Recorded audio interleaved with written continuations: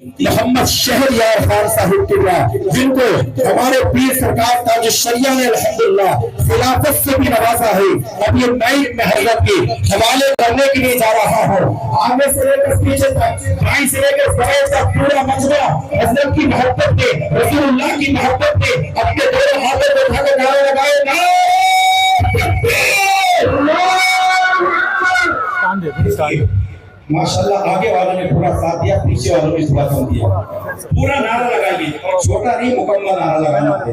پھر میں گزارش کروں جو کھڑے وہ بیٹھ جائیں، جو ادھر کھڑے وہ اندر تشریف لائیں، کیونکہ حضرت آپ کے جذبات کو دیکھ کر جائیں گے، انشاءاللہ دیگر جگہ جا کر آپ کی تعریف بیان کریں گے۔ نعرہ لگائیے،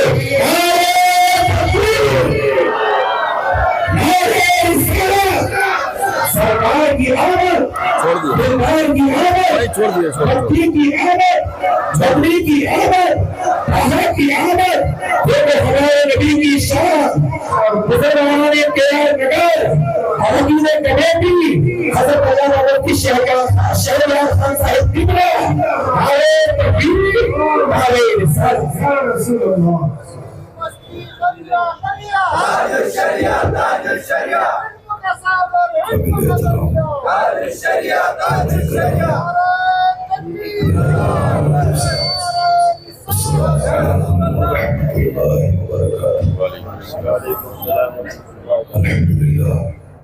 الحمد لله الذي هدانا للإيمان والإسلام والصلاة والسلام على سيدنا محمد النبي الذي استنقذنا به من عبادة الأوثان والأصنام وعلى آله وأصحابه النجباء البررة الكرام أما بعد وأعوذ بالله من الشيطان الرجيم بسم الله الرحمن الرحيم هو الذي أرسل رسوله بالهدى ودين الحق ليظهره على الدين كله ولو كره المشركون صدق الله العظيم وصدق رسوله النبي الكريم ونحن على ذلك من الشاهدين والشاكرين والحمد لله رب العالمين۔ تم اپنا ہاتھ ہٹاؤ وہاں سے، ہاتھ ہٹاؤ، تم ہاتھ ہٹاؤ وہاں سے۔ یہ میں ایک اچھا بول رہا ہے، اس میں بات صاف نہیں ہو رہی ہے۔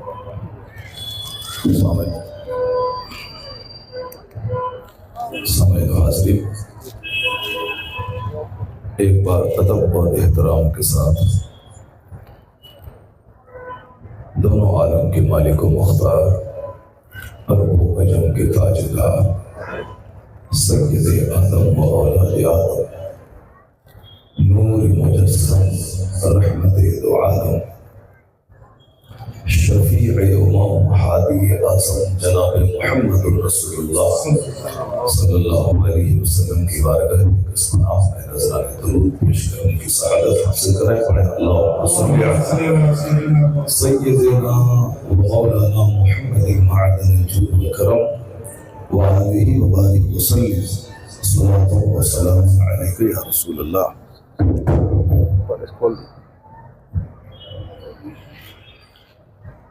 سامعین و حاضرین، ساؤتھ انڈیا میں محفوظ اور کے آر نگر کا جو مقام اور جو رتبہ ہے وہ سارا ہندوستان جانتا ہے۔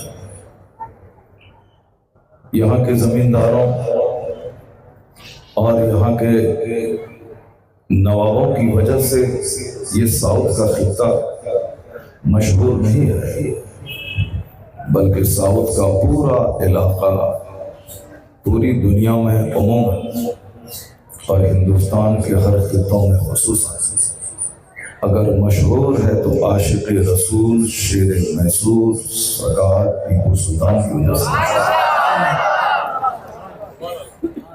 جو لوگ زندہ ہیں ان زندوں کی وجہ سے مشہور نہیں ہے، بلکہ جو نبی کی محبت میں جان دے گیا اس کی وجہ سے آج ساؤتھ زندہ ہے۔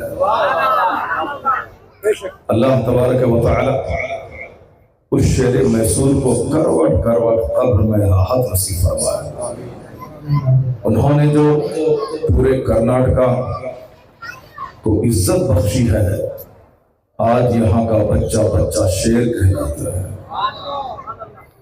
اور عشق رسالت کی وجہ سے پورا خطہ روشن و منور نظر آتا ہے۔ ایک شیر جاتے جاتے کہہ گیا تھا کہ دیگروں کی 100 سال کی زندگی سے شیر کی ایک دن کی زندگی ہے۔ جو ہندوستان کے بہت سارے لیڈر آج جو شہر کی طرف آ رہے ہیں اور موت کو دعوت دے رہے ہیں، وہ نہیں جانتے کہ ہمارے آباء اجداد جان دینے سے ڈرنے والے نہیں تھے، وہ لوگ جان دے کر ایمان اور وطن بچانے والے لوگ تھے۔ تو اللہ تبارک و تعالی آپ کو شیر میسور کے صدقے میں ہمیشہ مسکراتا ہوا رکھے، آپ کے خطے کو اللہ روشنی عطا فرمائے، اور یہاں سے پورے ہندوستان اور پوری دنیا کو عشق رسول کی روشنی عطا فرمائے۔ آج بہت ساری باتیں میں نے سماعت کی، تو مائک ٹھیک کرو، بیس کم کرو، آواز صاف کرو، ساؤنڈ بہت رکھا ہے، اور ٹھیک سے کرو اس کو۔ میں نے ابھی سجاد صاحب کی تقریر سنی، مفتی انور نظامی صاحب کی تقریر سنی، شمس الدعا صاحب کی، اور آپ کے امام صاحب نے بڑی اچھی اچھی باتیں بتائی، اور میں بھی آپ کے سامنے حاضر ہوئی، انہوں نے میری بڑی تعریف کی۔ تو میں اس قابل تو ہوں نہیں کہ میں ان لوگوں کی تعریف پہ کھڑا ہوتا ہوں، البتہ تھوڑی سی لمبی تقریر کرنے کا میں عادی ہوں، 2 ڈھائی 3 4 گھنٹے خطاب کرنے کا عادی ہوں، یہ ہماری کمزوری ہے۔ اب آپ لمبی تقریر سننے کے عادی ہیں یا مختصر تقریر سننے کے عادی ہیں، وہ تو پتہ چلے گا کہ آپ تھک جاتے ہیں یا میں تھک جاتا ہوں۔ اگر محفل کے سارے لوگ مؤدب اور سویلائزڈ ہو کے بیٹھے رہے، آواز تھوڑی اور خوبصورت بناؤ، تھوڑا اور تیز کرو، اگر آپ سویلائزڈ بن کر بیٹھے رہے اور اٹینٹیولی غور سے مجھ کو سنا، تو کوشش کروں گا کہ سرکار کی آمد کے حوالے سے کچھ امید افزا گوشوں کو آپ کے سامنے بیان کروں۔ اللہ تبارک و تعالی اس محفل کے سجانے والے، اس محفل میں آنے والے، اس محفل میں بیٹھ کر اس کو حسن دلانے والے سبوں کو اپنے محبوب کی خیرات عطا فرمائے، اور ان تمام منتظمین اور اراکین کے جو سرخیل ہیں، جو ان کا قائد اور جو ان کا سرپرست ہے ڈاکٹر محبوب خان صاحب، ماشاءاللہ اللہ تعالیٰ ان کو خوب لمبی عمر عطا فرمائے، اللہ ان کو صحت اور تندرستی عطا فرمائے، اور اللہ نے صحت دی بھی ہے چونکہ یہ دادا بھی ہیں، ان کی پوتی اور ان کے بچوں کو میں نے دیکھا، تو اور ابھی یہ خود جوان ہیں۔ یہ عشق رسول کی گرمی ہے کہ بڑھاپے میں بھی جوان نظر آتے ہیں، سبحان اللہ۔ اور میں نے ابھی 1 گھنٹہ ان کے ساتھ سفر کیا اور میں دنگ رہ گیا۔ یہ ڈاکٹر صاحب لوگوں کا علاج کرتے ہیں، بون سیٹر ہیں، یہ ہڈیاں جوڑتے ہیں، لیکن تصوف کی باتیں بھی بولتے ہیں۔ کیا بات ہے! جو باتیں خانقاہوں کی اور صوفیوں کی ہے وہ باتیں ہیں ڈاکٹر صاحب جب کرنے لگے تو میں دنگ رہ گیا، یہ ڈاکٹر بول رہے ہیں کہ کوئی صوفی صاحب بول رہے ہیں، اور پھر کتنی منزل ہے صوفیہ کی وہ سب ان کو یاد ہے، اور اب یہ کتنی منزل پہ فائز ہے وہ تو اللہ کو معلوم ہے۔ البتہ سب سے بڑی چیز میں نے ریمارک کیا کہ عاشق رسول ہے۔ میں نے کہا کہ یہ شاندار بنگلہ آپ کے بیٹوں کا، آپ کی کلینک، آپ کا گھر، اور یہ لاکھوں روپے پانی کی طرح عید میلاد النبی کے جشن میں خرچ کرنا، انہوں نے کہا کہ میں اللہ سے نہیں مانگتا ہوں، میں اللہ کے محبوب سے مانگتا ہوں۔ کیا بات ہے، میں اللہ سے نہیں مانگتا ہوں، اللہ کے محبوب سے مانگتا ہوں، کیونکہ اللہ تبارک و تعالی بندوں کو دیتا ہے اور بندوں سے لیتا بھی ہے، لیکن اگر اپنے محبوب کے حوالے سے دیتا ہے، مدینے والے سرکار کے حوالے سے، تو اس نعمت کو اللہ چھینتا نہیں۔ کتنی گہری بات اور بالکل ڈیپتھ میں ڈوبی ہوئی باتیں انہوں نے کہی، جو باتیں بہت اعلیٰ پیمانے کی ہوتی ہیں۔ یہ صوفی انوار نظامی صاحب، ان کو معلوم ہے کہ یہ باتیں تصوف کی دنیا کی کس قدر گہری باتیں ہیں، اور انہوں نے عالموں کی صحبت میں دین کی خدمت کے بدلے میں آقا صلی اللہ علیہ وسلم سے سچی محبت کرنے کے طور پر یہ ساری باتیں انہوں نے پائی ہیں۔ اللہ تعالیٰ انہیں ذلت سے بچائے اور ہر آنے والا دن پچھلے دن سے بہتر ان کو درجہ اور مقام عطا فرمائے۔ نہ جانے کتنے غریبوں، مسکینوں، بیواؤں، بیماروں، معذوروں، مصیبت زدوں کی مدد بند مٹھی سے کرتے ہیں۔ نہ جانے کتنے صوفیاء، علماء، شعراء، ادباء، مفکرین، منتظمین، مدرسے کے ناظم اعلیٰ اور صاحب مسجد کے ائمہ کی کیا کیا خدمتیں کرتے ہیں۔ اللہ تبارک و تعالی ان کی تمام خدمتوں کو قبول فرمائے۔ اگر نیتوں میں اخلاص رہا تو بخشش کا ایک بہت بڑا سرمایہ ہے۔ ان اللہ لا ينظر الى صورکم ولكن ينظر الى قلوبکم واعمالکم۔ یہ مسلم شریف کی حدیث ہے، اور آپ کے لیے بھی، ہمارے لیے بھی، سب کے لیے ایک بہت بڑا درس اس میں چھپا ہوا ہے۔ آقا علیہ السلام فرماتے ہیں کہ اللہ تعالیٰ تمہاری صورتوں اور تمہارے مال کو نہیں دیکھتا ہے۔ اللہ does not see your face، Allah does not see your wealth۔ اللہ تمہارے چہرے کو نہیں دیکھتا تم کتنے خوبصورت ہو، بندہ رہے بہت خوبصورت، لیکن اگر دل اس کا اجلا نہیں ہے تو اللہ کے نزدیک اس کی کوئی حیثیت نہیں ہے۔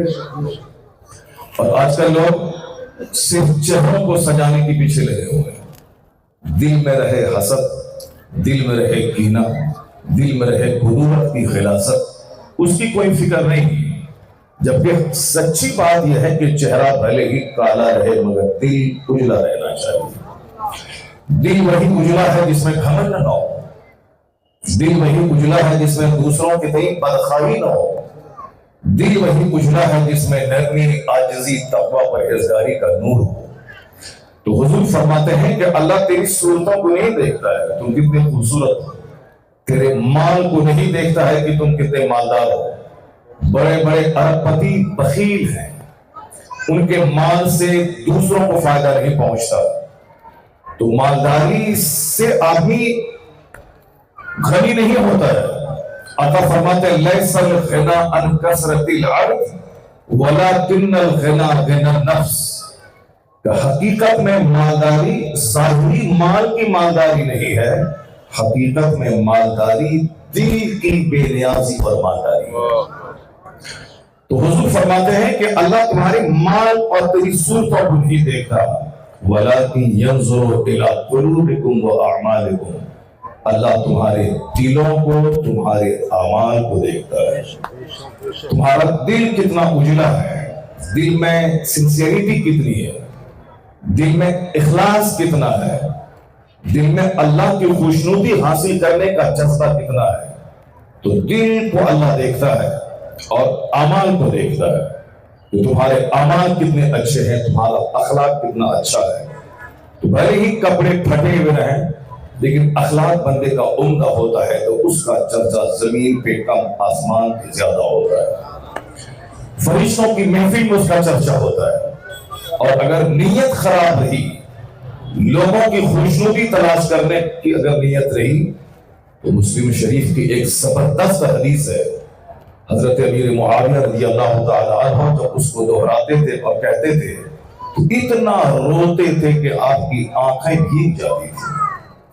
اس حدیث پاک میں کہا گیا ہے، سارے لوگ غور سے سنیں، حضور کی پیدائش میں بیان کر رہا ہوں اور کروں گا، اور بس 2-3 باتیں ہی بہت ہیں، چاہے وہ 2-3 باتیں بولنے میں 2 گھنٹے لگ جائیں گے، 3 گھنٹے لگ جائیں گے، آپ کو سننا پڑے گا۔ بہت زیادہ بات نہیں کروں گا، 10-20 بات نہیں، بس صرف 2-3 باتیں۔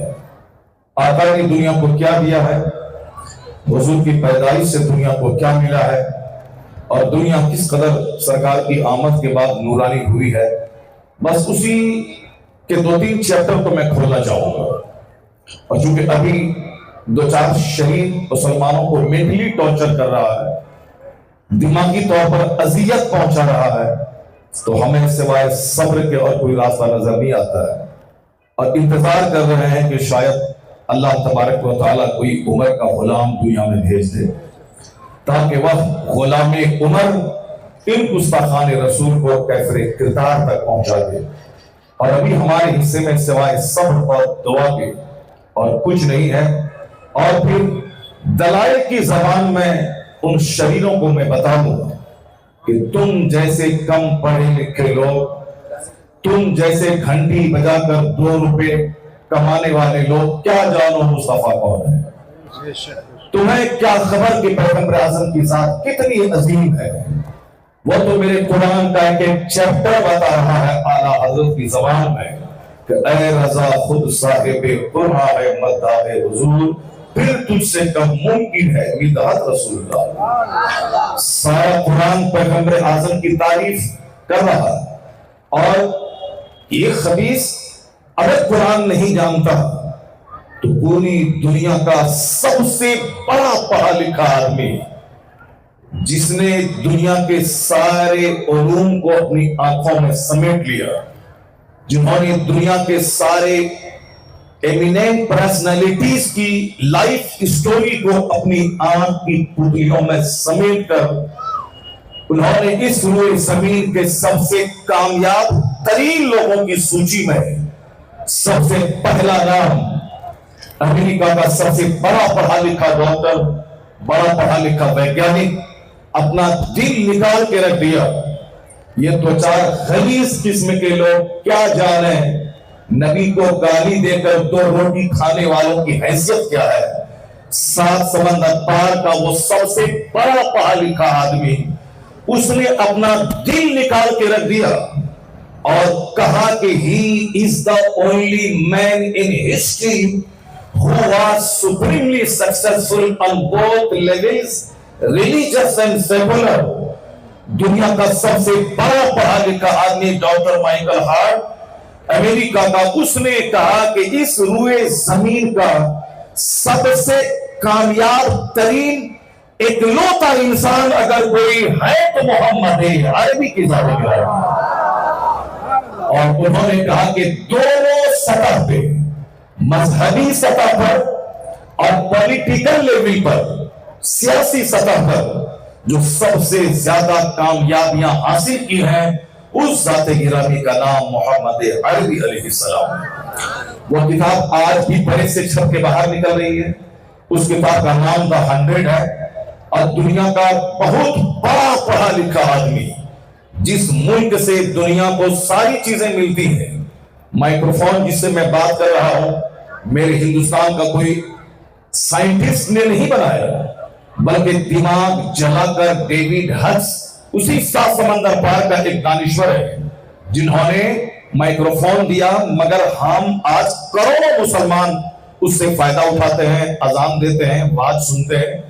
بنایا اس نے ہوائی جہاز جس پہ سب سے زیادہ آج کلمہ پڑھنے والے مسلمان چلتے ہیں، 1 کروڑ کی تعداد میں لوگ ماہ رمضان میں عمرہ کو جاتے ہیں، 50 لاکھ سے زیادہ مسلمان حج کے لیے ہر سال جاتے ہیں، اور باقی سال کے ہر دن کروڑوں مسلمان کی حاضری سالانہ مکہ المکرمہ اور مدینہ منورہ میں ہوتی ہے۔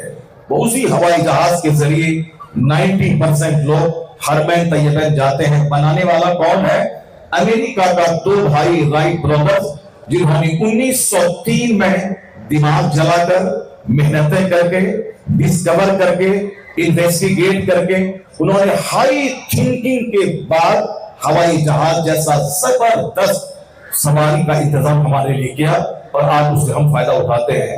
تو جس ملک کے دانشوروں نے کمپیوٹر دیا، موبائل دیا, لیپ ٹاپ دیا, 4 ویلر دیے, 2 ویلر دیا, ہوائی جہاز دیا, میرے گھر کی اے سی دی, فریج دیا, میرے گھر کے ساتھ سارے الیکٹرانک گڈز. ہندوستان کا کوئی دانشور نہیں بنایا. ہندوستان کے لوگوں کو غیبت سے فرصت کہاں ہے؟ ان کو دوسروں کی ٹانگ کھینچنے سے فرصت کہاں ہے؟ اس کو دوسروں کی برائی بیان کرنے سے فرصت کہاں ہے کہ دنیا کو ہوائی جہاز دے گا, دنیا کو ساتھ کمپیوٹر دے گا. یہ صرف موبائل کا غلط استعمال کرنا جانتے ہیں, مگر موبائل دینے والا اس 7 سمندر پار کا دانشور ہے جو دماغ جلاتا ہے, جن کا ایک ایک منٹ قیمتی ہے, جن کا ایک ایک منٹ قیمتی, پنکچوئل ہے, وہ وقت کا پابند ہے, وہ بازاروں پہ آوارہ اس کی عورتیں نہیں پھرتی, ان کے بچے آوارہ نہیں پھرتے. آوارہ پھرنے والا وہ دوسروں کو کیا دے گا؟ جو اب ایک ایک منٹ کو قیمتی سمجھتا ہے وہی دنیا والوں کو اپنے سے پروفیٹیبل گڈز دے کے دنیا سے جائے گا, جو ایک ایک منٹ کا صحیح استعمال کرتا ہے. میں نے یہ باتیں اس لیے کہہ دی, ایسا نہیں کہ ہم ہندوستانی ہیں اور ہم کو اپنے ملک سے پیار نہیں ہے. میں نے اپنا آئینہ دکھلایا, ان کو بھی دکھلایا. اور جہاں تک ہندوستان سے محبت کی باتیں ہیں, ان جیسے شہیدوں کو تو شاید محبت انڈیا سے نہ ہو, کیونکہ یہ لوگ امریکہ اور یورپ گھوم کے آتے ہیں تو وہاں کی گلیوں, وہاں کی سڑکوں, وہاں کے وائٹ ہاؤس, وہاں کے چوراہے کی تعریف کرتے ہیں. کیا وہاں کی گلیاں, کیا وہاں کی سڑکیں, کیا وہاں کی بلڈنگ. لیکن ہم امریکہ سے گھوم کے آنے کے بعد بھی یہی کہتے ہیں کہ ہندوستان کی سڑی ہوئی سڑکیں امریکہ کے وائٹ ہاؤس سے بہتر ہے. ہم یہ تعریف کرتے ہیں کہ ہندوستان کی گلیاں چائنا اور جاپان کی گلیوں سے لاکھوں گنا بہتر ہے. امریکہ سے اچھا ہندوستان ہمارا, چائنا سے اچھا ہندوستان ہمارا. میں دبئی گیا تقریر کے لیے, 12 تقریریں میں نے وہاں کی, وہاں سے لوٹ کے آیا, میں نے کہا دبئی سے اچھا ہندوستان ہمارا. میں پاکستان گیا, سیالکوٹ, لاہور, میں نے وہاں خطاب کیا, وہاں سے لوٹ کے آنے کے بعد کہا کہ پاکستان سے اچھا ہندوستان ہمارا, انڈونیشیا, ملیشیا سے اچھا ہندوستان ہمارا. کیا مطلب؟ ان سارے جہاں سے اچھا ہندوستان ہمارا. ہم بول رہے ہیں اس کی یہ گلشن ہمارا, یہ ہمارا چمن, یہ ہمارا گلشن امریکہ سے بہتر ہے. محبت کی بات ہے تو یہ ہے. باقی رہی بات کسی کے اندر کوئی کوالٹی ہو تو اس کا اعتراف کرنا چاہیے, اچھائی ہو تو اس کا اعتراف ایکسپٹ کرنا چاہیے. کہاں اس کے اندر میں اچھائی ہے, یہ قدر شناسی ہونی چاہیے تاکہ ہمیں بھی اچھا بننے کا شوق پیدا ہو. اور جھوٹی تعریف نہیں کرنا چاہیے کہ آدمی شیطان اور مغرور اور فرعون بن جائے, بلکہ حق بیانی سے کام لینا چاہیے کہ جو فرعون بننے والا تھا وہ فرعون نہیں, وہ غلام موسیٰ بن جائے. اس لیے حق بیانی اور حق شناس ہونا چاہیے. میں نے جو اپنے ملک کے لوگوں کی جو ڈیمیرٹس بیان کیا کہ ہمیں وقت کو برباد کرنا اچھا لگتا ہے, دوسرے کام کرنے والوں کی ٹانگ کھینچنا اچھا لگتا ہے, اور بلا وجہ ٹانگ اڑانا اچھا لگتا ہے, ہر دوسرے اچھے کام کو نیگیٹو سینس سے سوچنا اچھا لگتا ہے. کیا ہندو, کیا مسلمان, سب کی سوچ ہندوستان میں اکثر لوگوں کی نیگیٹو ہے. میں غیر مسلموں کی بات نہیں کروں, میں اپنے لوگوں کی بات کرتا ہوں. ہمارا کوئی آدمی حج کو جاتا ہے 10 سال روپے جمع کر کے تاکہ میں اپنا ایک بہت بڑا فرض ادا کروں, تو مگر ہمارے لوگ پوزیٹیولی بعد میں سوچتے ہیں, پہلے یہی کہتے ہیں کہ 900 چوہا کھا کے بلی حج کو چلی ہے. یعنی فرسٹ میں نیگیٹو سینس آتا ہے. اگر کوئی مولوی میرے جیسا اگر وہ حج کو جانے لگتا ہے, فوراً نیگیٹو خیال لوگوں کے دماغ میں آتا ہے, ضرور کوئی سیٹ صاحب, ضرور کوئی ڈاکٹر صاحب اس کو اپنے پیسے سے حج کروا رہا ہوگا. بھلے ہی یہ مولوی خطابت کا پیسہ بچا کے, مسجد کی امامت کی تنخواہ بچا کر, فاتحہ میلاد کے پیسے کو بچا کر, حج کا سارا خرچ وہ اپنی کمائی سے جمع کر کے وہ حج کو جاتا ہے. ایسے بے شمار لوگ ہیں. 2004 میں جب پہلی بار میں بنگلور کی سرزمین سے ہرمین کے لیے میں پرواز بھرا تھا, اور بالکل ٹوٹل پیسے میرے اپنے ذاتی تھے, مگر اس کے باوجود کچھ خبیثوں نے کہا تھا ضرور کوئی بنگلور کا کوئی سیٹ ان کو حج کروا دیا ہوگا. یہ ہماری سوچ ہے, نیگیٹو سوچ. پوزیٹو سوچ بعد میں آتی ہے. میں نے ہندوستان کا آئینہ دکھلایا. یہ خبیث جو میرے پیغمبر کی توہین کر رہا ہے, ان کو آئینہ دیکھنا چاہیے کہ اموات سے, مائکروفون سے لے کے ہوائی جہاز تک جو امریکہ دیتا ہے, جو ویگانک پیدا کرنے والا ملک ہے, साइंटिस्ट को जन्म देता है बाबू। नासा के वैज्ञानिक 6 महीने फजाओं में लटक कर पूरी यूनिवर्स की सीक्रेट का पता लगाते हैं। सुनीता विलियम्स, ये हिंदुस्तानी नजात औरत 6 महीने तक खलाओं में रहकर कायनात की सच्चाई का पता लगाने वाली, वो अमेरिका के नासा के वैज्ञानिकों का एक हिस्सा है। इतने डेवलप्ड मुल्क और वहां के मेहनत पर्सनैलिटीज हैं, वहां का सबसे बड़ा पढ़ा लिखा आदमी। मैं उनकी बात सुनो, ये साहब गीर खाने वाले की बात सुनो, ये साहब गाली देने वाले की बात सुनो। दुनिया का सबसे बड़ा पढ़ा लिखा आदमी कहता है इस रूए जमीन पर सबसे ज्यादा कामयाब तरीन शख्स अगर कोई हुआ है तो पैगंबर आजम मोहम्मद अरबी के साथ गिरामी। उन्होंने कहा कि अगर किसी को मेरी बात अच्छी ना लगे वह माकूल दलील दे दे कि क्यों उनको सबसे बड़ा आदमी मैं नहीं मानूं, मैं अपनी तरतीब बदल दूंगा। If you are not satisfied with my research, अगर तुम मेरी तहकीक से मुतमईन नहीं हो तो मुझे प्रूफ दो कि मोहम्मद अरबी से बड़ा मैं किसको मानूं। गांधी इंडिया का बड़ा है, अमेरिका का नहीं। इब्राहिम लिंकन अमेरिका का बड़ा है, इंडिया का नहीं। माओ ज़ेडुंग चाइना का बड़ा है, हिंदुस्तान का नहीं। अंबेडकर हिंदुस्तान का बड़ा है, कोरिया का नहीं। शेक्सपियर अंग्रेजी अदब का बड़ा है, पॉलिटिक्स का नहीं। न्यूटन साइंस का बड़ा है, लिटरेचर का नहीं।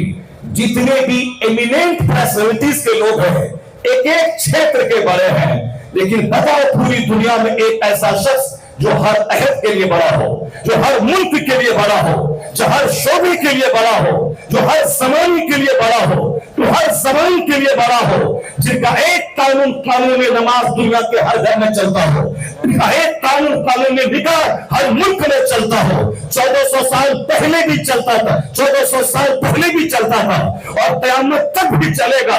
उन जैसा कोई दूसरा रहनुमा और गाइड नहीं मिला दुनिया को जो हर शोबे का बड़ा, हर के लिए बड़ा, गुलाम के लिए बड़ा, आका के लिए बड़ा, शहरी के लिए बड़ा, देहाती के लिए बड़ा, पॉलिटिक्स के लिए बड़ा, रिलीजन के लिए बड़ा। अगर इतना बड़ा कोई शख्स है सिर्फ एक नाम है मोहम्मद अरबी अलैहिस्सलाम। इसलिए सरकार आला हजरत ने आज से 100 साल पहले कहा था दुनिया में जितने महान लोग हैं उन सबों की जिंदगी का मुताला कर तुम्हें बोलना पड़ेगा सारे ऊंचों में ऊंचा समझिए जिसे है उस ऊंचे से ऊंचा हमारा रहे।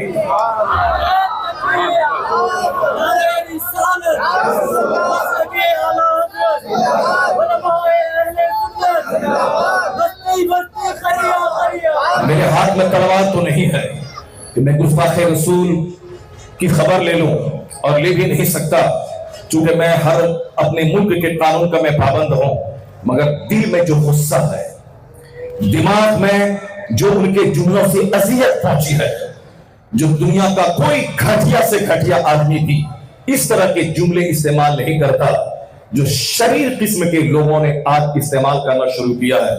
मैं दुनिया के 2-4 बहुत बड़े पढ़े लिखे दानिश्वरों का कौल में नकल करूंगा आपके सामने ताकि आप जान जाएं कि इसकी औकात क्या है। ये अपने मतलब की खातिर सिर्फ मेरे सरकार की तौहीन कर रहा है, वरना अल्लाह ने अपने महबूब का जिक्र इतना बुलंद किया है कि 100 बातों की एक बात। आज कोई दिन ऐसा नहीं गुजरता जिस दिन मुस्तफा का कलमा पढ़ने वाला कोई दुनिया में पैदा ना होगा। हर मुल्क में कोई वैज्ञानिक, कोई साइंटिस्ट, कोई स्कॉलर ऐसा नहीं गुजरता कोई दिन के जिस दिन वो मुस्तफा का कलमा पढ़ के मोहम्मदी न बनता हो। हर दिन मुस्तफा के गुलामों की तादाद में इजाफा होता चला जा रहा है। ये 1000 तकलीफ पहुंचाएं, ये 1000 और फौज बकें जो उनके सीने में है हसद और जलन व ज़बान की गंदगी के रास्ते से वो सारी गिलाज़तें और सारी डैटी चीज निकल रही है। मगर मेरे मुस्तफा इतने आलीशान है, इतने अजीमुशान है कि हर आने वाला दिन पिछले दिन से उनके लिए बेहतर है। कुरान करीम की एक अब सूरत है सूरह वद्दुहा, पूरी सूरत मुस्तफा की शान में नाजिल होगी। आका अलैहिस्सलाम पे जब वही नाजिल हुई शुरू में, उसके बाद अल्लाह रब्बुल इज्जत ने हिकमतन कुछ दिनों के लिए वही का सिलसिला मौकूफ कर दिया, बंद कर दिया। कुफार मुशरिकीन को जब पता चला कि वही का सिलसिला बंद हो गया है, उन लोगों ने कहना शुरू किया, वद्दआ रब्ब मुहम्मदिन मुहम्मदा, मोहम्मद के रब ने मोहम्मद को छोड़ दिया, मोहम्मद के रब ने मोहम्मद को अकेला छोड़ दिया, उनसे बात करना, अपना कलाम नाजिल करना छोड़ दिया, मोहम्मद के रब ने मोहम्मद को छोड़ दिया।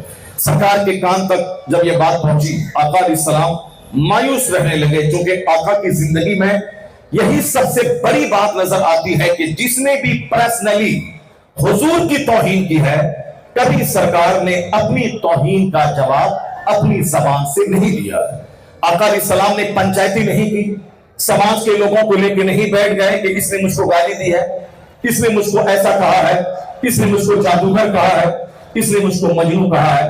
नहीं, आका अलैहिस्सलाम की आदत करीमा यह थी कि जब भी कोई इंसल्ट आपका करता था, आप खामोश रहते थे, लेकिन जब कोई खुदा की तौहीन करता, मुस्तफा की जबान का तेवर खतरनाक हो जाता था। आका अलैहिस्सलाम दलाइल के साथ उसकी बात का रद्द करते थे।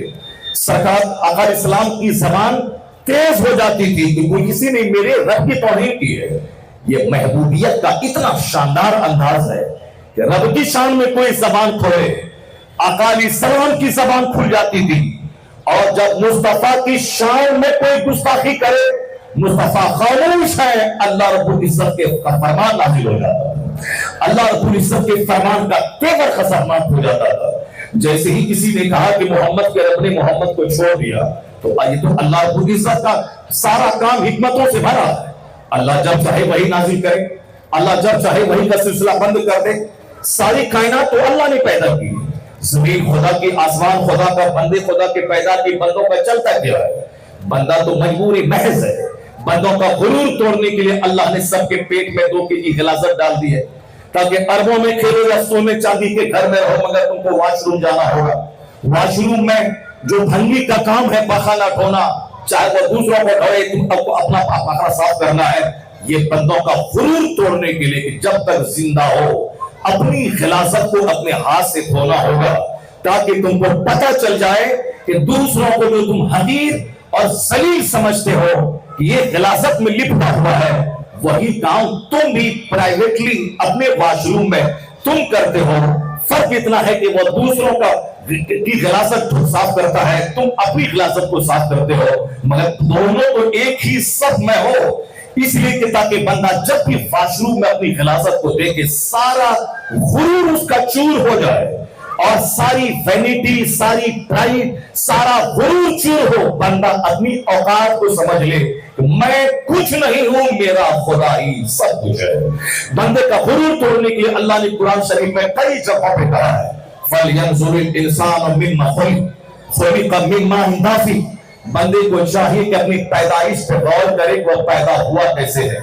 अल्लाह कहता है, एक जंप करता हुआ पानी का कतरा जो बाप की रीढ़ की हड्डी और मां के सीने की हड्डी से निकलता, यखरुजु मिन बैनि सुल्बि व तराई, यानी इंसान की क्रिएशन की हिस्ट्री अल्लाह ने बयान करते हुए कहा, अपनी पैदाइश पे गौर कर लेना।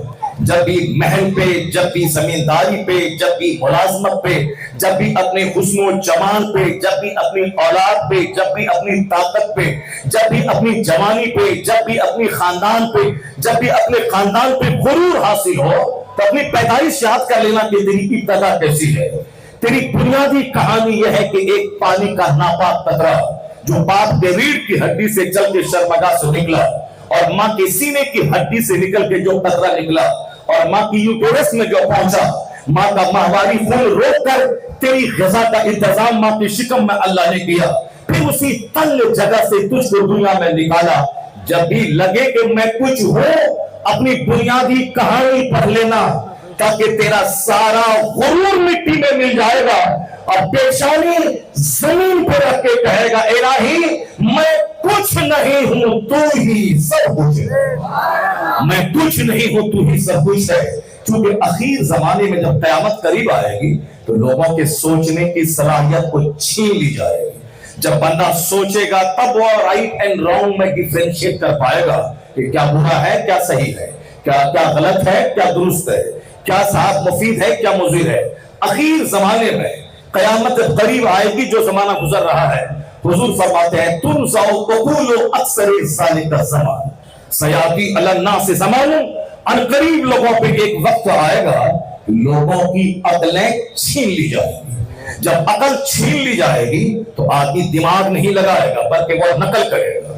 جیسے آج کل بال کیسے رکھنا ہے، اب سوچنا نہیں کہ اس طرح کے بال رکھنے کے کیا نقصانات ہیں، کیا اس کے فائدے ہیں، نہیں، فلاں نے رکھا ہے مجھ کو رکھ لے گا.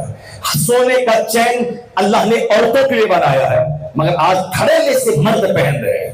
چونکہ برین اگر رہے گا تب نہ سوچے گا کہ گولڈ کتنا نقصان دہ ہے مردوں کے لیے اور یہ گولڈ کتنا فائدے مند ہے عورتوں کے لیے.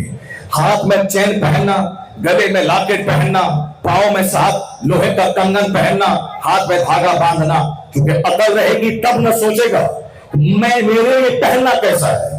میرے لیے ریشم حرام ہے، چونکہ مردوں کو اللہ جنت میں ریشم کا لباس پہنائے گا، عورتوں کے لیے دنیا میں ریشم جائز ہے. سونے چاندی کے کنگن مرد کے لیے حرام ہے، عورتوں کے لیے جائز ہے، چونکہ مردوں کو سونے کا کنگن جنت میں پہنایا جائے گا جو صاحب ایمان صاحب تقوی رہا. مگر لوگ اس دنیا میں نہ جانے کس کی نقل کر رہے ہیں. صاحب ہاتھ میں گولڈ ہے، سینے میں گولڈ ہے، انگلی میں سونے کی انگوٹھی ہے، یہ نہیں سمجھتے کہ میں نقل کس کی کر رہا ہوں. چاہے جو بھی ہو، سامنے والا بندہ شادی بیاہ میں انہوں نے 5 اسٹار ہوٹل کو بک کیا ہے، مجھے چاہے زمین بیچنی پڑے، دوسروں سے قرض لینا پڑے یا مسجد کے دروازے پہ بھیک مانگنا پڑے، مگر مجھے بھی اس کی نقل کرنی ہے.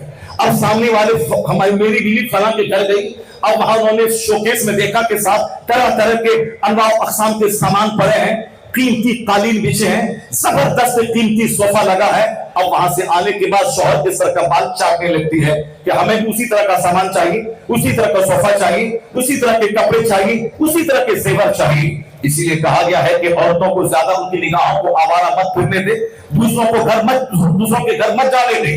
قرآن کہتا ہے وَقَرْنَا فِي بُيُوتِكُنَّ وَلَا تَبَرَّجْنَا تَبَرُّجَ الْجَاهِلِيَّةِ. جو اللہ مردوں اور عورتوں کا پیدا کرنے والا ہے، اس اللہ کو معلوم ہے کہ عورتوں سے کیا کیا فطرے پیدا ہوں گے، مردوں سے کیا کیا فطرے پیدا ہوں گے. اللہ کہتا ہے اے عورتوں تم اپنے گھروں میں ٹھہری رہو، دور جاہلیت کی عورتوں کی طرح بے پردہ آوارہ سماج میں مت گھومو، ورنہ سماج میں نگاہ کر جائے گا، زناکاری پروان چڑھے گی. چاہے ڈاکٹر ہو، پروفیسر ہو، انجینئر ہو، لائر ہو، بیرسٹر ہو، پردھان منتری ہو، پریزیڈنٹ ہو. کلکتہ کے RG میڈیکل کالج کا پرنسپل اور وہاں کی ایک لیڈی ڈاکٹر جو ٹریننگ ڈاکٹر ہے، اس کے ساتھ جو کھلانا کریتی کیا، اور ساری دنیا میں جو ہندوستان کی جگ ہنسائی ہوئی کہ کوئی میسور کے اتحاد کا حل جوتنے والا، کوئی ان پڑھ، کوئی جاہل نے ایسا قدم نہیں اٹھایا ہے، بلکہ ایک میڈیکل کالج کا ایک پرتشٹھت پرنسپل اپنے چیلے، اپنے گرووں کے ذریعے ایک ہائیلی کوالیفائڈ پڑھی لکھی ٹریننگ ڈاکٹر کے ساتھ جو کچھ سلوک کیا ہے، وہ کوئی جاہل، کوئی ان پڑھ، کوئی گنوار، کوئی ٹھیلا چالک نہیں کیا ہے، ہائیلی کوالیفائڈ ڈاکٹر نے ایسا کیا ہے. نیچرل سسٹم کے خلاف اگر کوئی قدم اٹھائے گا، چاہے پڑھا لکھا ہو چاہے ان پڑھ، سبوں کو تباہی کا تماشا دیکھنا ہوگا. عورتیں اس کام کے نہیں پیدا ہوئی ہیں کہ وہ راستے میں ٹریفک پولیس پہ ساتھ چوکی پہ رہیں اور رات بھر وہ پہرا دیں اور گاڑی والے کو راستہ دکھلائیں. عورتیں اس کام کے نہیں پیدا ہوئی ہیں کہ 10 بولا مٹی اپنی پیٹھ پہ ڈھو کر وہ نیچے سے لے کے 5 منزلہ مکان تک چڑھائیں. عورتیں اس کام کے نہیں پیدا ہوئی ہیں وہ مردوں کی طرح لباس پہن کر سماج کے سارے لوگوں کی نگاہیں خراب کریں. مردوں کی چہرے کے داغی ہے تاکہ یہ جوان رہے، یہ صاحب اولاد پیدا کرنے کی صلاحیت اس کے اندر ہو. قوت مردانگی کا رشتہ سر کے بال داڑھی کے بعد سے وابستہ ہے. عورتوں کو اللہ نے چہرے کے بال نہیں دیا کیونکہ ان کا حسن، ان کی خوبصورتی، ان کی صحت کا راز اسی میں پنہا ہے. ان کے چہرے پہ داڑھی کے بال عیب لگیں گے، نسوانیت ختم ہو جائے گی، اس کی نسوانیت کا حسن اسی میں باقی رہے گا، ان کے چہرے پہ داڑھی کے بال نہ رہے. یہ نیچرل سسٹم ہے. وَقَرْنَ فِي بُيُوتِكُنَّ اللہ کہتا تم گھر میں ٹھہری رہو. اور دور جاہلیت کے جاہل عورتوں کی طرح سماج میں پھر کے لوگوں کو دعوت زنا مت دیا کرو، ورنہ سماج میں نکاح مشکل ہو جائے گا، حقیقی اولاد مشکل ہو جائے گی. لوگ نکاح سے زیادہ زنا میں سکون محسوس کریں گے، کیونکہ نکاح میں تو ایک یا دو عورت تک محدود رہنا پڑے گا، اور زنا میں کھلے ہوئے ساؤنڈ کی طرح جہاں چاہے پیسہ خرچ کرے اور ہزاروں عورتوں کے ساتھ بدکاری کرے. تو آدمی ایک عورت سے بن کے نہیں رہنا چاہتا، وہ آزاد بن کے 10 عورتوں کے ساتھ منہ کالا کرنا چاہتا ہے. نیچرل سسٹم کے خلاف جب کام ہوگا تو سچائی گھٹے گی اور جھوٹ کا کاروبار چلے گا، حقیقت مٹے گی اور صرف بناوٹ کا کاروبار چلے گا، نکاح گھٹے گا، زنا کا کاروبار چلے گا. چاہے پڑھا لکھا ہو یا بے پڑھا، اللہ کے قانون سے کوئی بھی باہر نہیں ہو سکتا ہے. اللہ رب العزت نے مردوں کو الگ کام کے لیے پیدا کیا ہے، عورتوں کو الگ کام کے لیے پیدا کیا ہے. یہ دونوں برابر اس لیے نہیں ہے. اگر دونوں کو برابری کا درجہ دے دیں تو پھر کہنا پڑے گا کہ ایک ہفتہ عورت گھر میں کام کرے گی، مرد باہر کام کرے گا، اور اگلے نیکسٹ ویک مرد گھر میں کچن سنبھالیں گے، عورت باہر سنبھالے گی. ایک سال عورت بچہ جنم دے گی اور دوسرے نیکسٹ ایئر مرد بچہ دے گا. تب یہ دونوں برابر ہوئے، تب یہ دونوں سملر ہوئے، تب یہ دونوں میں برابری ہوئی کہ ایک سال میں بچہ دو، ایک سال تم بچہ دو. مگر یہ ایسا نہ امریکہ کا کوئی ویگیانک کر سکتا ہے، نہ ہندوستان کا کوئی بسمار خان کر سکتا ہے، نہ کوئی بڑا جاہل، نہ کوئی بڑا پڑھا لکھا کر سکتا ہے. کیونکہ نیچرل سسٹم کے خلاف نہیں ہو سکتا. جب عورتوں کو سرکشا چاہیے، عورتوں کو جب سنرکشن چاہیے، وہ بچپن میں ہے تو باپ کا سنرکشن، اور بڑی ہو تو بھائی کا سنرکشن، اور جب شادی شدہ ہو تو شوہر کا سنرکشن. وہ چاہے پردھان منتری کی کرسی پہ بیٹھے اس کو سیکورٹی چاہیے، وہ چاہے پولیس میں جائے اس کو بھی سرکشا چاہیے. تو آخر جب وہ سرکشا کی محتاج ہے وہ دوسروں کو سرکشا کیسے دے سکتی ہے؟ اس کا مطلب یہ نکلا کہ عورتوں کو مرد بنانا اور مرد کو عورت بنانا یہ قیامت کی زبردست نشانی ہے کہ جب عقلیں چھین لی جائیں گی تو مرد لمبے بال رکھ کے ربر لگا کے عورت بننا چاہے گا، اور جب عقل اللہ چھین لیتا ہے تو عورتیں جینس ٹی شرٹ پہن کے مرد بننا چاہتی ہیں. تو دنیا میں فساد پیدا ہوگا، زلزلہ پیدا ہوگا، اور لانت پڑے گی. کوئی گورنمنٹ نہیں بچا پائے گی زنا کاری کو. اسے آج امریکہ سے لے کے ہندوستان تک روزانہ کئی ہزار بلاکار کے کیس کورٹ میں آ رہے ہیں. نہ تک نہ کورٹ بچا رہی ہے، نہ پولیس بچا رہی ہے، نہ آرمی بچا رہی. اللہ کی قسم نہ بچا پائے گی. ایک قانون ہے مصطفیٰ کا دیا ہوا قانون پردہ، اگر وہ نافذ ہو جائے 90% زنا کا کاروبار ختم ہو جائے. نعرہ تکبیر! ہاتھوں کو اٹھا کر بولو نعرہ تکبیر! آواز تیز کرو، آواز تیز کرو. نعرہ رسالت! سرکار کی آمد، دلدار کی آمد، مکی کی آمد، مدنی کی آمد. دیکھو ہمارے نبی کی شان. ابھی تو بہت ساری باتیں آپ کو سنی ہیں، میں تو صرف تمہید کے طور پر میں نے ایک بات کہی ہے. زیادہ عقل مند بننے کی کوشش مت کیجیے گا. حضور سے بڑا کوئی عقل مند دنیا میں پیدا نہیں ہوا. آیا ہے، بزرگوں نے کہا ہے، لکھا ہے کہ سرکار کو اللہ نے جتنی عقل دی ہے دنیا کے قیامت تک کے سارے لوگوں کی عقل کو حضور کی عقل سے وہی نسبت ہے جو ایک قطرہ پانی کو سمندر سے نسبت ہے، جو ایک قطرہ پانی کو سمندر سے نسبت ہے. اس لیے دنیا کا کوئی بھی بڑا سے بڑا پڑھا لکھا آدمی پیغمبر اعظم علیہ السلام سے بڑا بننے کی کوشش نہ کرے. اس لیے اللہ نے اپنے بعد سب سے بڑا اپنے محبوب کو بنایا. اور حضور نے یہ کہا جو قیامت جب قریب آئے گی تو لوگوں کی عقلیں چھین لی جائیں گی. آج جو کچھ سماج میں ہو رہا ہے سارا الٹا کام یہ عقل کے چھیننے کی وجہ سے ہی ہو رہا ہے. ورنہ ہم غریب ہیں، ہم اپنی حد میں رہیں، ہم اپنی بیٹی کی شادی مسجد میں 5 آدمی کے بیچ میں کرا لیں. ہم سامنے والا ارب پتی ہے، وہ 10 لاکھ روپے میں میرج ہال بک کرے گا، لان بک کرے گا، وہ 50 کروڑ روپے اپنے بیٹی کی شادی کے ولیمے میں خرچ کرے گا. وہ مالدار ہے، اللہ نے اس کو پیسہ دیا ہے، وہ کر رہا ہے. میرے پاس نہیں ہے، میں بھیک مانگ کے کیوں کروں؟ میں نبی کا غلام ہوں، نبی سے بڑا کوئی نہیں ہے. نبی کی بیٹی فاطمہ سے بڑی کسی کی بیٹی نہیں ہے. مصطفیٰ نے اپنی بیٹی کی شادی مسجد نبوی میں 10-20 لوگوں کے درمیان علی کے نکاح میں دے دیا. جب مصطفیٰ جو کائنات کے خزانے کا مالک ہے وہ اللہ کے بعد سب سے بڑا وہ اپنی بیٹی کی شادی مسجد میں چند لوگوں کی موجودگی میں جب کرا سکتا ہے، حکمت یہی ہے کہ قیامت تک کا آخری غلام جب بھی اسے لگے کہ بیٹی کی شادی بوجھ ہے، پیسے نہیں ہے، وہ اپنے نبی کی بیٹی کی شادی دیکھ لے، جینے کا حوصلہ مل جائے گا۔ اپنے نبی محترم کی بیٹی کی شادی کی سادگی دیکھ لے، اسے جینے کا حوصلہ مل جائے گا۔ عقل رہے گی تب نہ دیکھے گا نبی کو، یہاں عقل چھین لی گئی ہے، اسی لوگ امیتابھ کو دیکھ رہے ہیں، لوگ صاحب سلمان خان کو دیکھ رہے ہیں، لوگ فلم کے ایکٹر کو دیکھ رہے ہیں۔ اگر یہاں بھی عقل ہوتی تو بھی اتنا بندہ گر نہیں جاتا۔ اگر عقل یہاں بھی سلامت ہوگی، اگر سلامت یہ ہوتی کہ جس کی نقل کر کے میں جوکر کی طرف بال رکھ رہا ہوں، جس کی میں نقل کر رہا ہوں، وہ اگر بہت زیادہ خوش ہے، وہ اگر بہت زیادہ زندگی سے لطف اندوز ہے، تو چلو ٹھیک ہے، میں اس کی نقل کر کے میں زندگی میں ہمیشہ خوش رہوں گا۔ لیکن اگر یہاں بھی برین چونکہ چھین لی گئی ہے، اسی لیے صرف کپڑے کی نقل، ہیئر اسٹائل کی نقل، صرف ہلڑ بازی کی نقل، ڈائلاگ کی نقل، چلنے کے اسٹائل کی نقل، بولنے کے اسٹائل کی نقل، بس یہی ہے۔ اگر یہاں عقل سلامت رہتی، یہ بندہ کبھی ان جوکروں کی نقل نہیں کرتا۔ وہ جانتا کہ سشانت سنگھ راجپوت جیسا اسمارٹ خوبصورت فلم کا ایکٹر جو بمبئی کے کروڑوں کے محل میں رہتا ہو، لیکن زندگی میں چین نہیں ملا تو پھانسی کے پھندے پہ لٹک کے اس نے جان دے دی۔ فلم کا ایکٹر اگر جان دے دیا، کروڑوں کے محل میں رہنے والا، تو ہمارے جیسے KR نگر اور میسور میں 2-4-10 کروڑ کا بنگلہ بنانے کے بعد کیا اسے چین مل سکتا ہے؟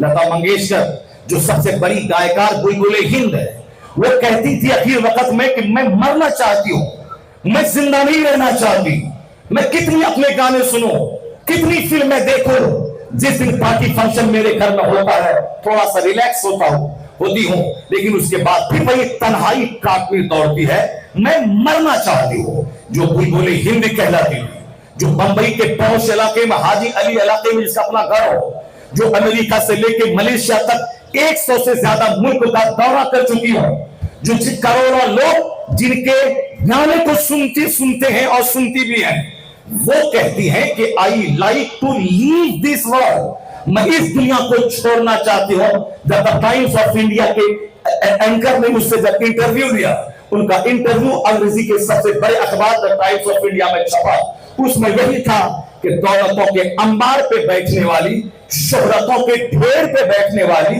دنیا میں ایک بڑی عزت کمانے والی، وہ بھی اندر سے ڈپریشن کے شکار ہیں، وہ جھنجھلاہٹ کے شکار ہیں، وہ جلدی سے مرنا چاہتی ہیں، لمبی عمر پانے والی۔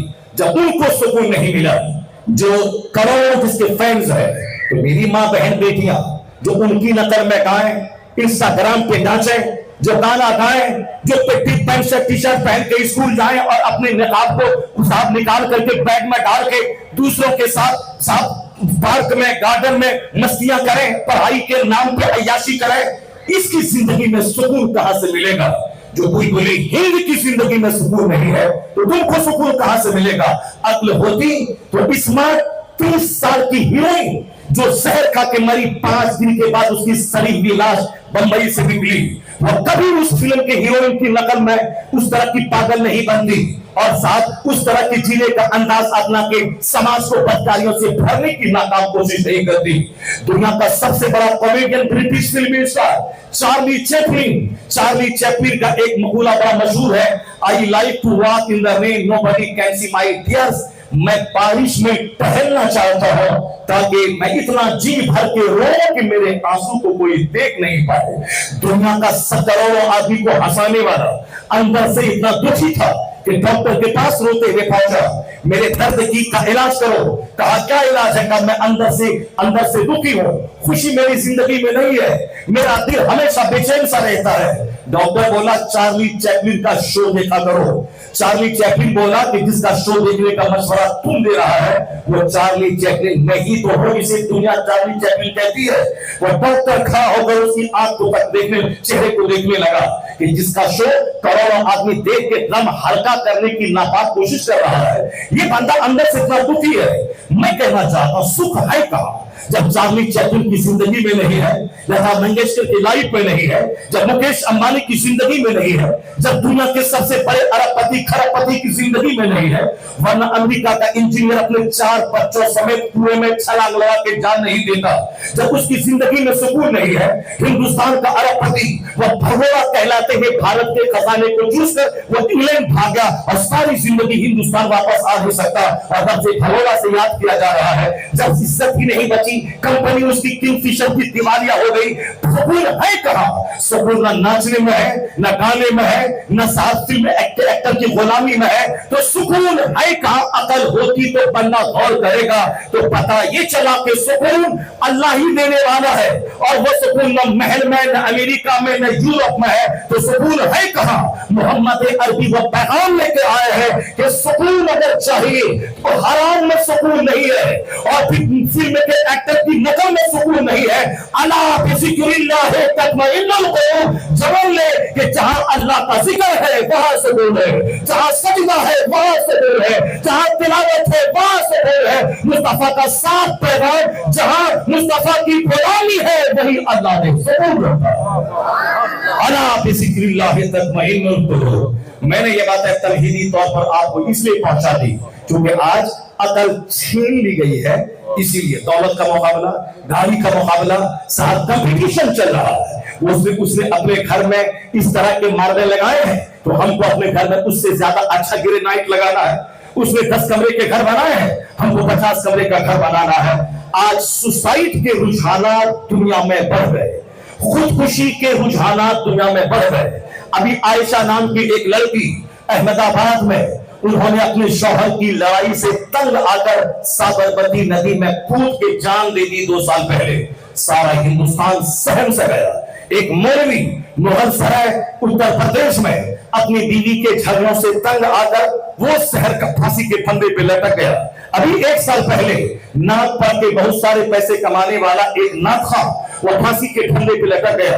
اور ہر مہینے میں 8 سے لے کے 10 اسٹوڈنٹس جو راجستھان کے کوٹا شہر میں وہاں کے کوچنگ سینٹر میں جا کے اسٹڈی کر رہے ہیں تاکہ ہم نیٹ نکالیں, تاکہ ہم دوسرے کمپٹیشنز کو نکال کر کے ڈاکٹر بنیں, انجینئر بنیں, پروفیسر بنیں, UGC نکالیں.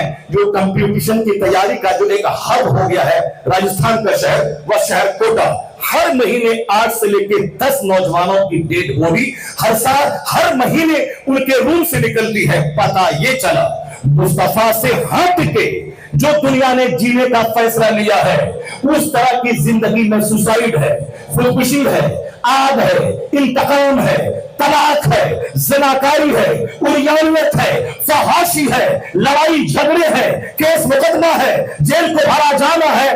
آج عید میلاد النبی کو ایک جلسہ آواز دے رہا ہے مسلمانوں کو خصوصاً اور دنیا کے سارے لوگوں کو عموماً. اگر ان تمام بے چینی, ریسٹ لیسنس, ان تمام زندگی کی آگ سے سرکشت ہونا چاہتے ہو, ایک راستہ ہے, مصطفیٰ کا غلام بن جاؤ, جنت وہاں ملے گی, زندگی کا مزہ یہاں مل جائے گا.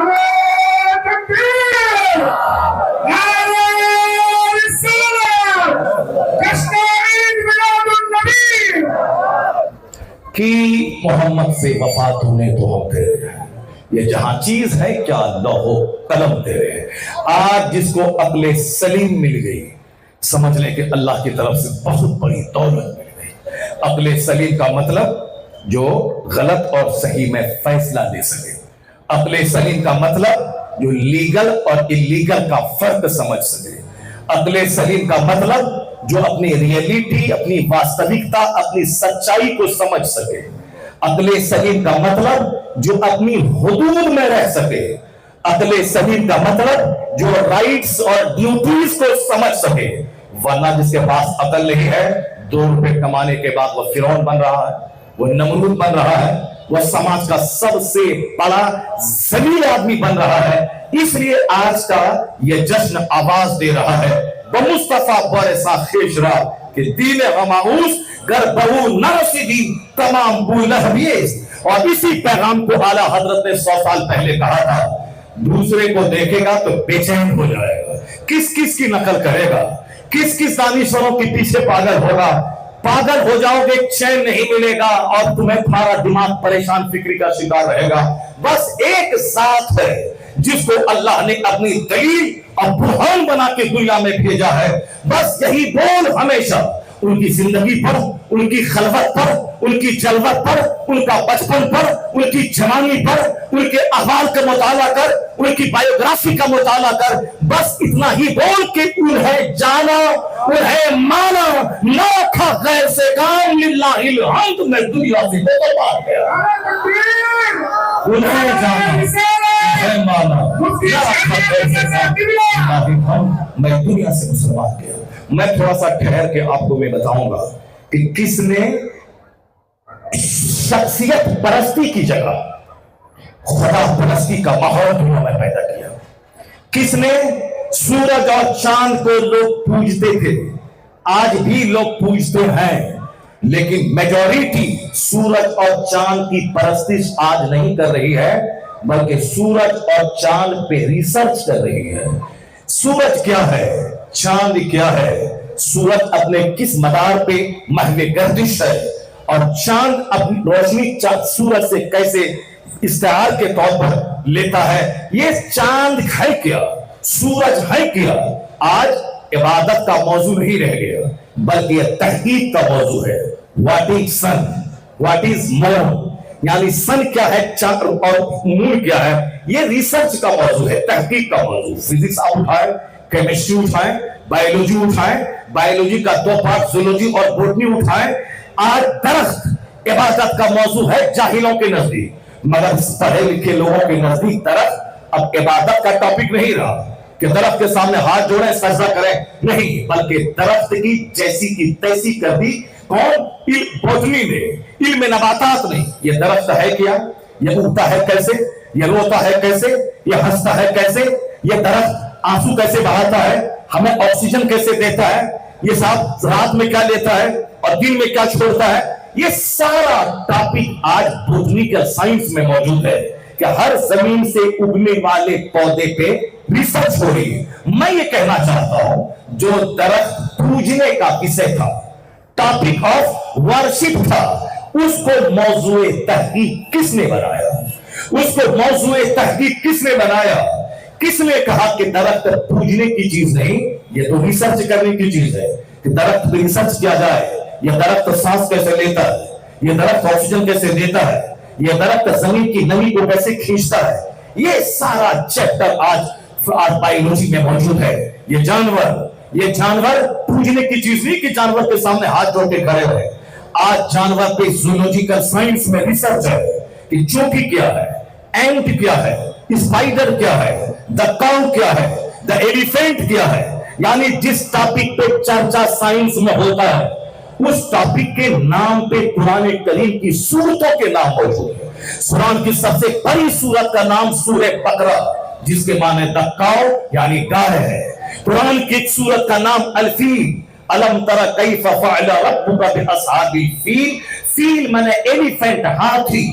जो हाथी पूजने का विषय था, उस हाथी पे आज जूलॉजी में तहकीक हो रही है, और जो जूलॉजी में तहकीक का टॉपिक है, उस टॉपिक के नाम पे कुरान की सूरतों के नाम है। ये इस बात की दलील है कि साइंस में जिन जिन टॉपिक पे रिसर्च हो रहा है, उस टॉपिक पे कुरान की सूरतों के नाम है। इसका मतलब जो मौजू इबादत था, उसको तहकीक का मौजू कुरान ने बनाया है, मुस्तफा जाने ने बनाया है।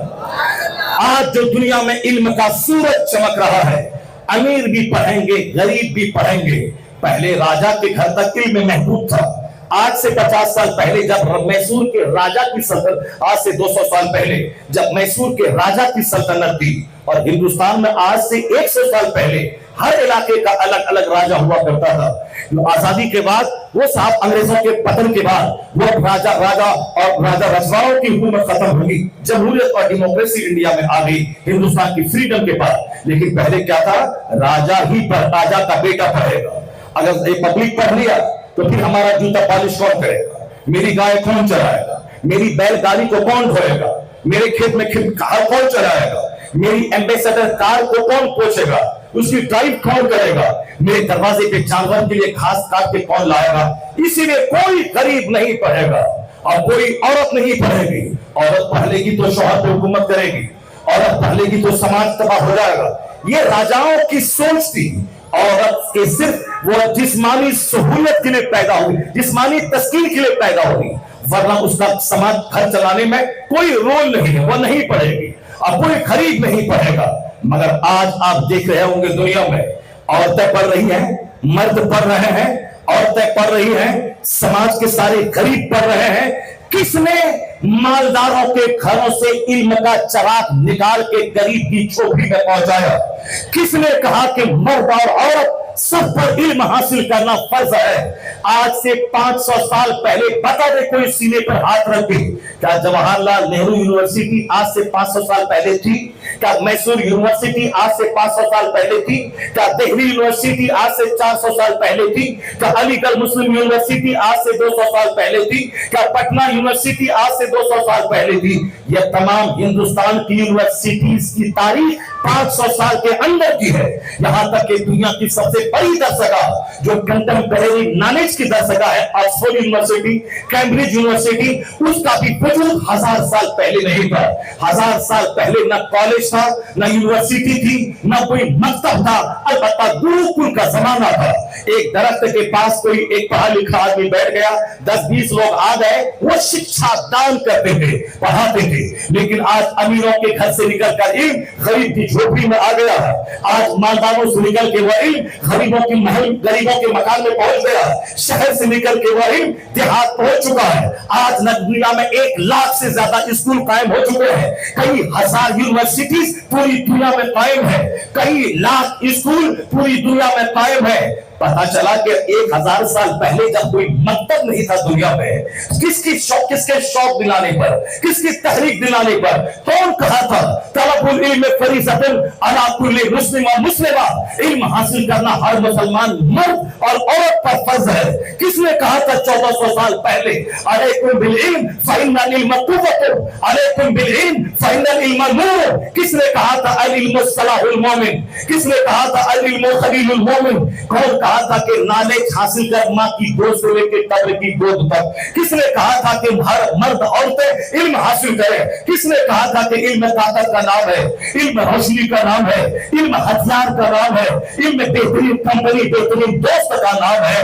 پتا یہ چلا کہ سب سے پہلے علم کو طاقت کہنے والا کوئی دوسرا نہیں, محمد عربی کی ذات گرامی ہے. اب قیامت تک جہاں جہاں کالج کھلے گا, اسکول کھلیں گے, یونیورسٹی کھلے گی, سب کا صحرا مصطفیٰ جان رحمت کو سرے اقدس پہ جائے گا.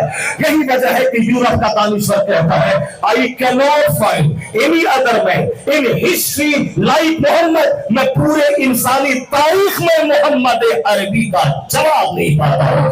اسی کو اعلیٰ حضرت نے کہا لم یات نظیر کا فی نظر مثل تو نہ شد پیدا جانا, جگراج کو پاس تو سر تو ہے تجھ کو شہر دوسرا جانا.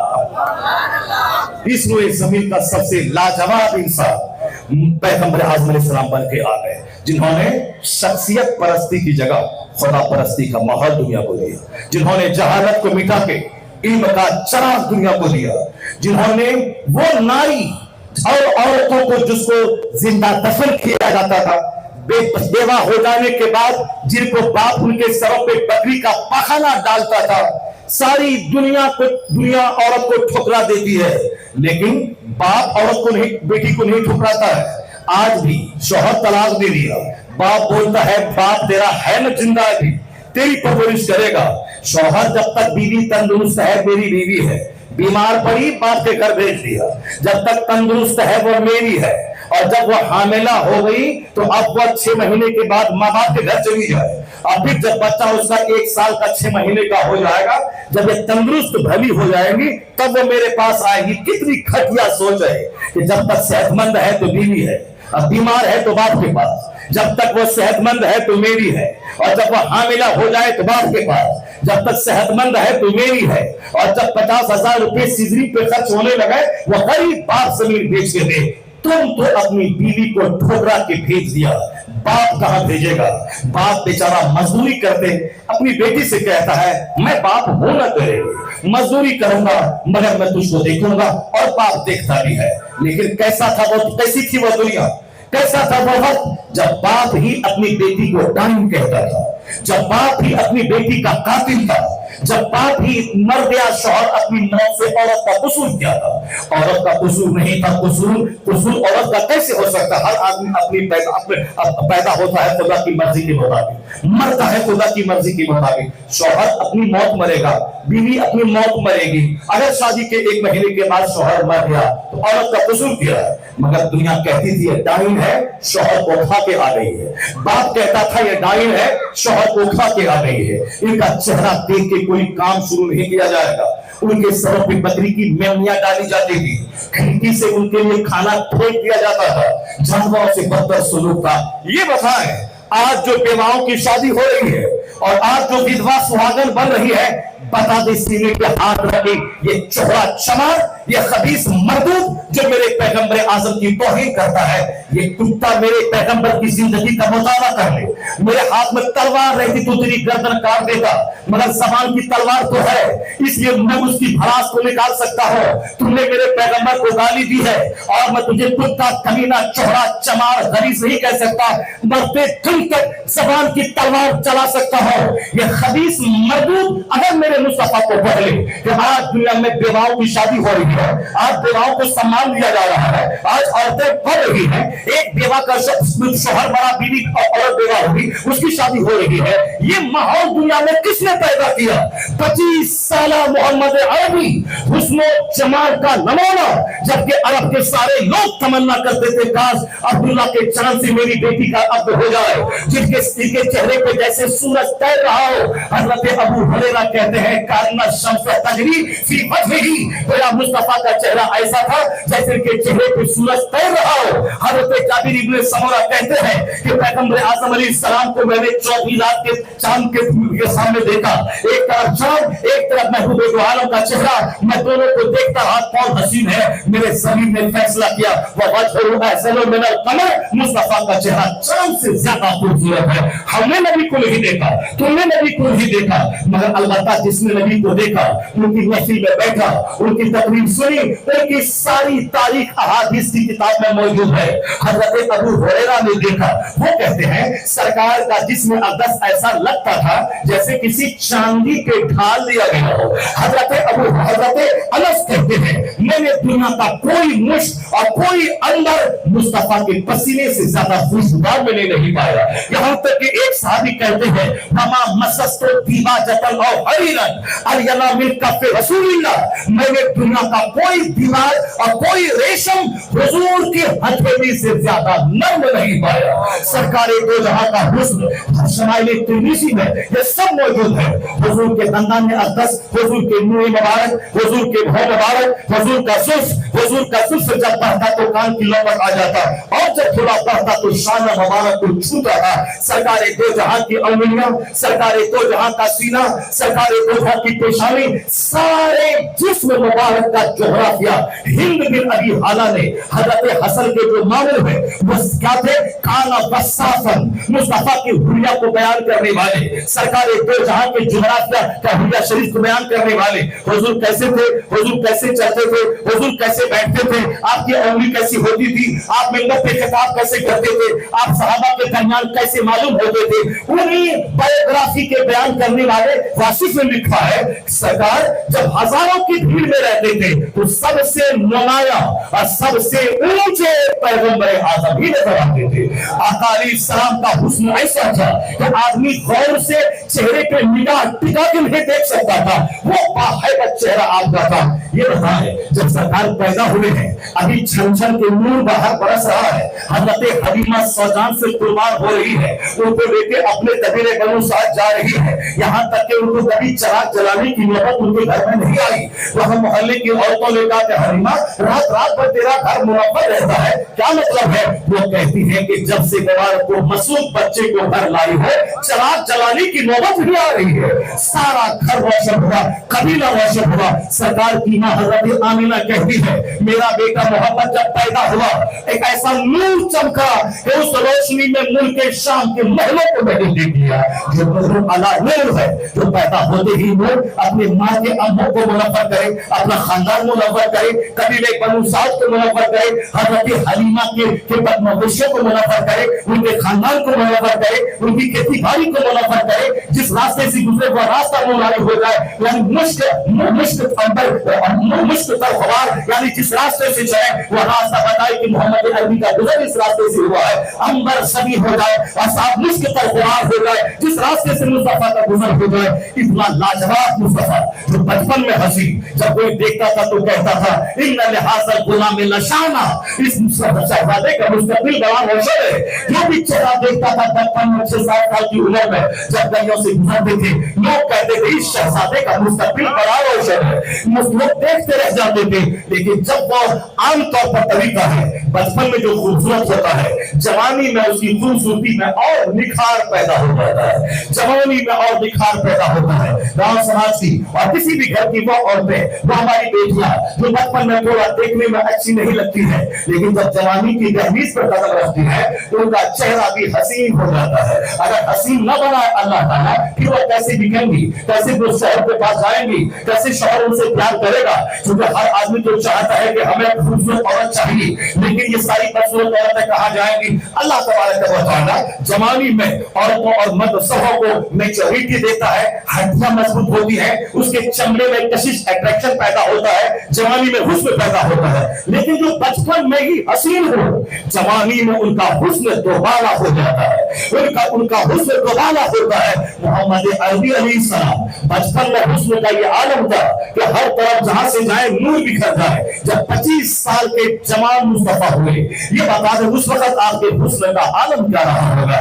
25 سال کی جوانی میں سارا مکہ کہتا تھا یہ امین ہے, یہ صادق الوعد ہے, اور سارا مکہ حسن کو دیکھ کر لوٹ پوٹ ہوتا تھا. سب چاہتے تھے کاش میری بیٹی کی شادی محمد عربی سے ہو جائے. خواتین حسینان زمانہ وہ تمنا کرتی تھی کہ عبداللہ کا چاند میرا شوہر بن جائے, میری نسل فخر کرے گی, میرا خاندان ناز کرے گا. اس زمانے میں عرب میں دستور تھا, کوئی 100 شادی کرتا تھا, کوئی 100-200 شادی کرتا تھا. ہندوستان کی جاہلوں کے ہاں یہ رواج تھا, ایک آدمی 300 شادیاں کیا کرتے تھے. تم 10 شادی کو ٹارگٹ بنانے والے, تم نے کبھی کلچر کو دیکھا کہ عرب کا کلچر کیا تھا, عرب کا ماحول کیا تھا.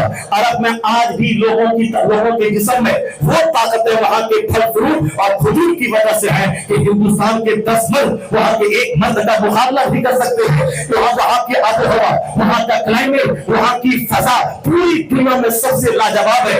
اس لاجواب کلچر میں جو پلتا ہے, جو بڑھتا ہے, اس ماحول میں اس کی طاقت آج بھی 4 شادیاں کرنے کا پرمیشن وہاں عام طور پر ہے. وہاں کے جو 1 شادی والے ہیں اس کو یتیم اور مفلس مانا جاتا ہے, لیکن جو 4 شادی کرے اس کو سماج کا دبنگ اور طاقتور آدمی مانا جاتا ہے. آج بھی رواج ہے. مطلب یہ نکلا کہ اس زمانے میں 100 شادی عرب کے لوگ کرتے تھے, مگر مصطفیٰ جان رحمت 25 سال کی جوانی میں آپ نے 40 سالہ ادھیڑ عورت جو 2 شوہر سے بیوہ ہو چکی ہے, سیدہ خدیجہ مکے کی سب سے مالدار ترین عورت, پہلے شوہر کا انتقال ہوا, دوسرے سے عقد ہوا, وہ شوہر بھی دولت چھوڑ کے مرا. اس طرح دونوں شوہروں کی دولتیں سیدہ خدیجہ کو ملی. مکہ کی سب سے رئیس ترین خاتون میں شمار سیدہ عائشہ, سیدہ خدیجہ کا ہو رہا تھا. رئیس ترین عورتوں میں معلوم ہے وہ 2 شوہر سے بیوہ ہے, 40 سالہ ادھیڑ عورت ہے. اب ادھیڑ عورت ہے. مصطفیٰ جان رحمت کی عمر 25 سال ہے. سیدہ خدیجہ نے بزنس میں ترقی کو دیکھ کر محمد عربی علیہ السلام کی کارکردگی اپنے غلام میسرہ کی زبانی سن کر سیدہ خدیجہ اپنی سہیلی کے ذریعہ سرکار تک پیغام پہنچاتی ہے, کاش محمد عربی مجھ سے شادی کرنے کو تیار ہو جائے. آقا علیہ السلام نے کہا میں چچا سے پوچھ لیتا ہوں. حضرت ابو طالب سے پوچھا گیا, چنانچہ خاندان کے سارے لوگ راضی ہوئے. راضی ہونے کے بعد ایک زبردست نکاح کی تقریب منعقد ہوئی. جناب ابو طالب نے جو خطبہ دیا किया था, आज वह वर्ल्ड हिस्ट्री में वो खुतबा सुनने के हुरूफ से लिखे जाने के काबिल है। कहा था कि अगर खदीजा के पास दौलत है तो मेरा भतीजा इतना जबरदस्त है, इनका मुस्तकबिल बड़ा रोशन है, ये अखलाक का धनी है, ये दुनियावी दौलत तो धरती छाओं की तरह है, आज इनके पास कल उनके पास, मगर इनके पास जो मर्तबा है उसके सामने मक्का का कोई शख्स अब्दुल्ला के जान से मुकाबला नहीं कर सकता है। इनका ये अखलाक के धनी है, ये किरदार के धनी है, इनका मुस्तकबिल बड़ा रोशन है। शादी हो जाती है, सरकारें दो जहां चाहते 16 साल की एक दर्जन दोशीजा से अर्द कर लेते। जो हुस्न आपको था और जो मक्का में कल्चर था 150 निकाह के करने का, वो कल्चर से हट के भी नहीं होगा।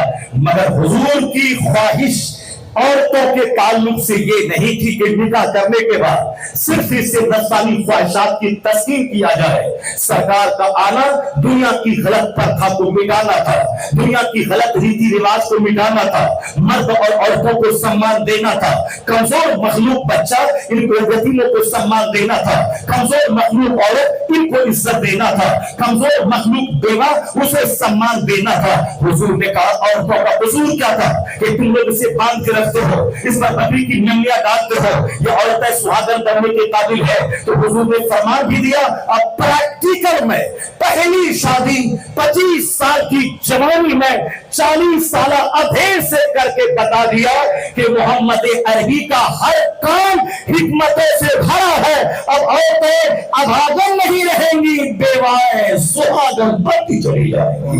मोहम्मद अरबी अलैहिस्सलाम ने पहली शादी 25 साल की जवानी में 40 साल अधेर औरत से निकाह करके बता दिया कि इनकी शादी भी हिकमतों से भरी है।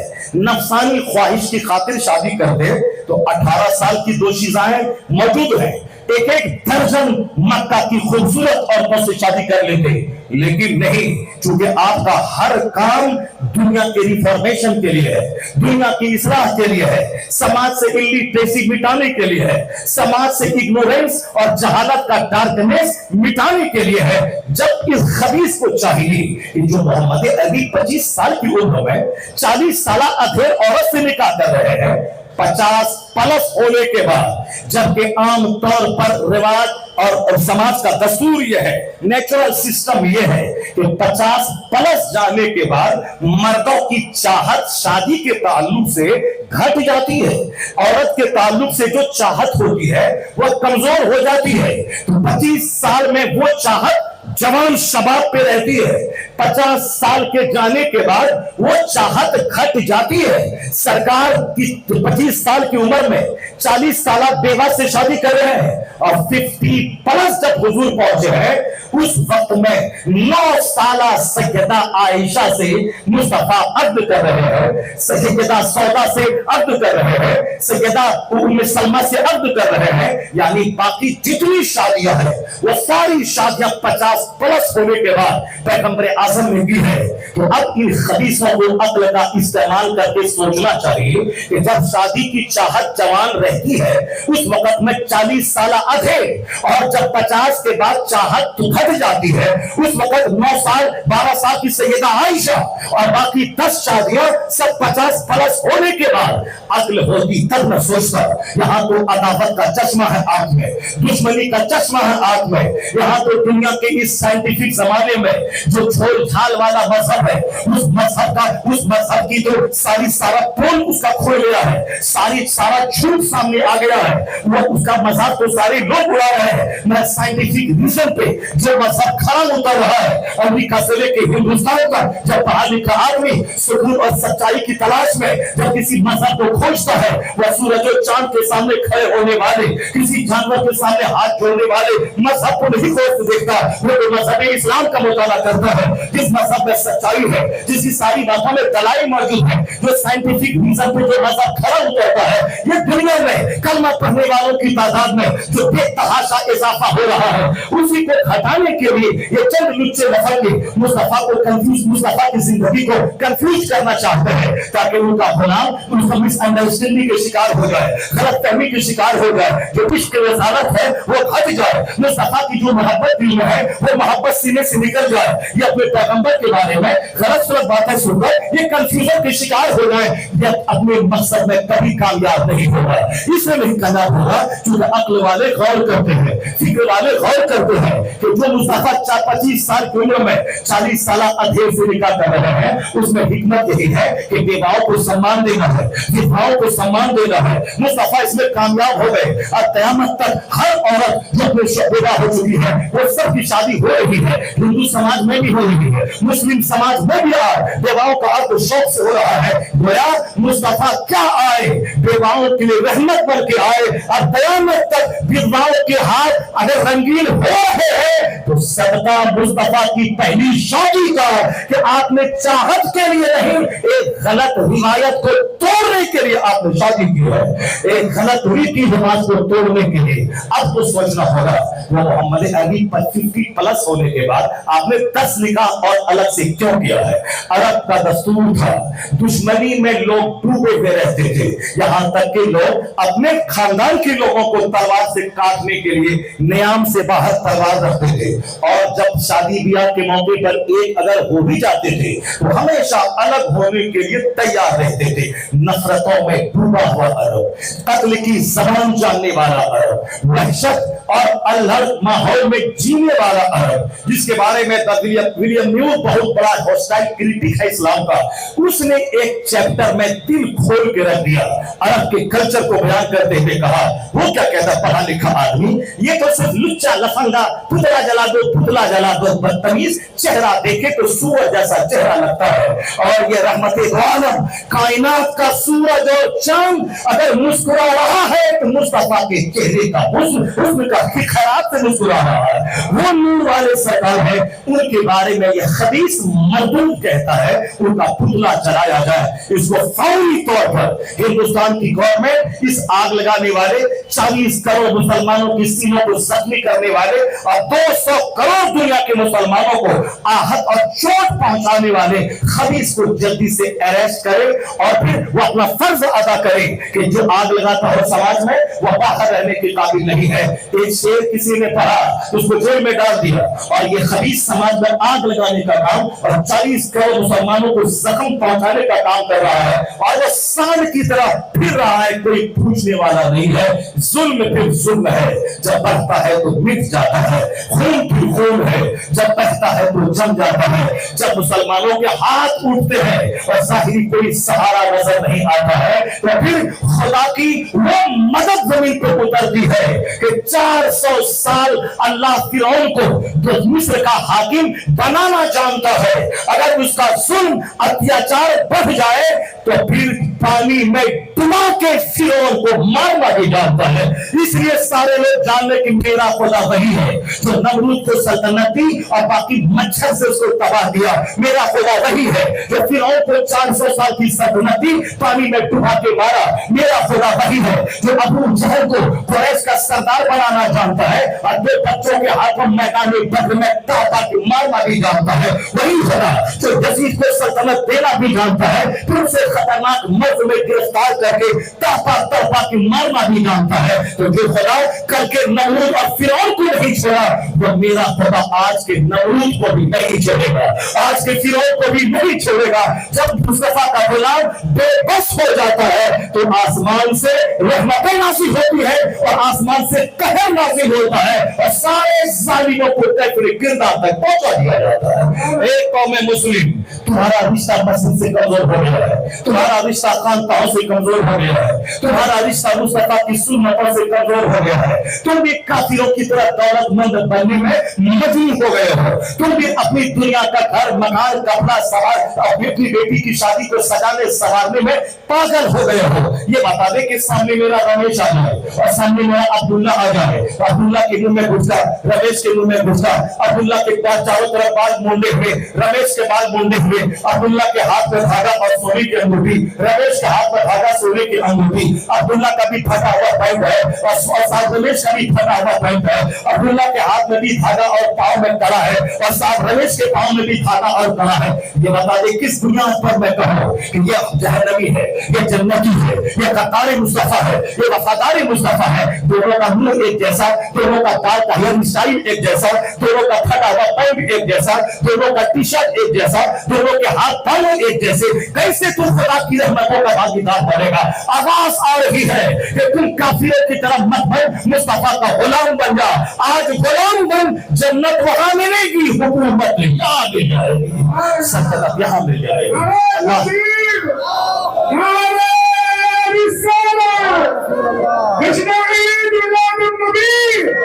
सरकार की हजरत मुफ्ती शहरियार एक मुस्लिम मुस्तफा की गुलामी में सल्तनत कैसे मिलती है, यह रोम की हुकूमत बताती है, यह ईरान की हुकूमत बता रही है, यह हिंदुस्तान की हुकूमत बता रही है, यह श्रीरंगापट्टनम की सल्तनत बता रही है, यह रोम की हुकूमत बता रही है कि जब वह लोग इस्लाम फैलाने का नशा लेके वहां से निकले अरब से, तो अल्लाह ने ईरान दे दिया, अल्लाह ने रोम दे दिया, अल्लाह ने हिंद दे दिया, अल्लाह ने चाइना जापान की जमीन दे दी, अल्लाह ने मलेशिया और इंडोनेशिया जो दुनिया के सबसे पूरब में एक मुल्क है, वो मुल्क अब मुस्तफा के गुलामों को अता कर दिया।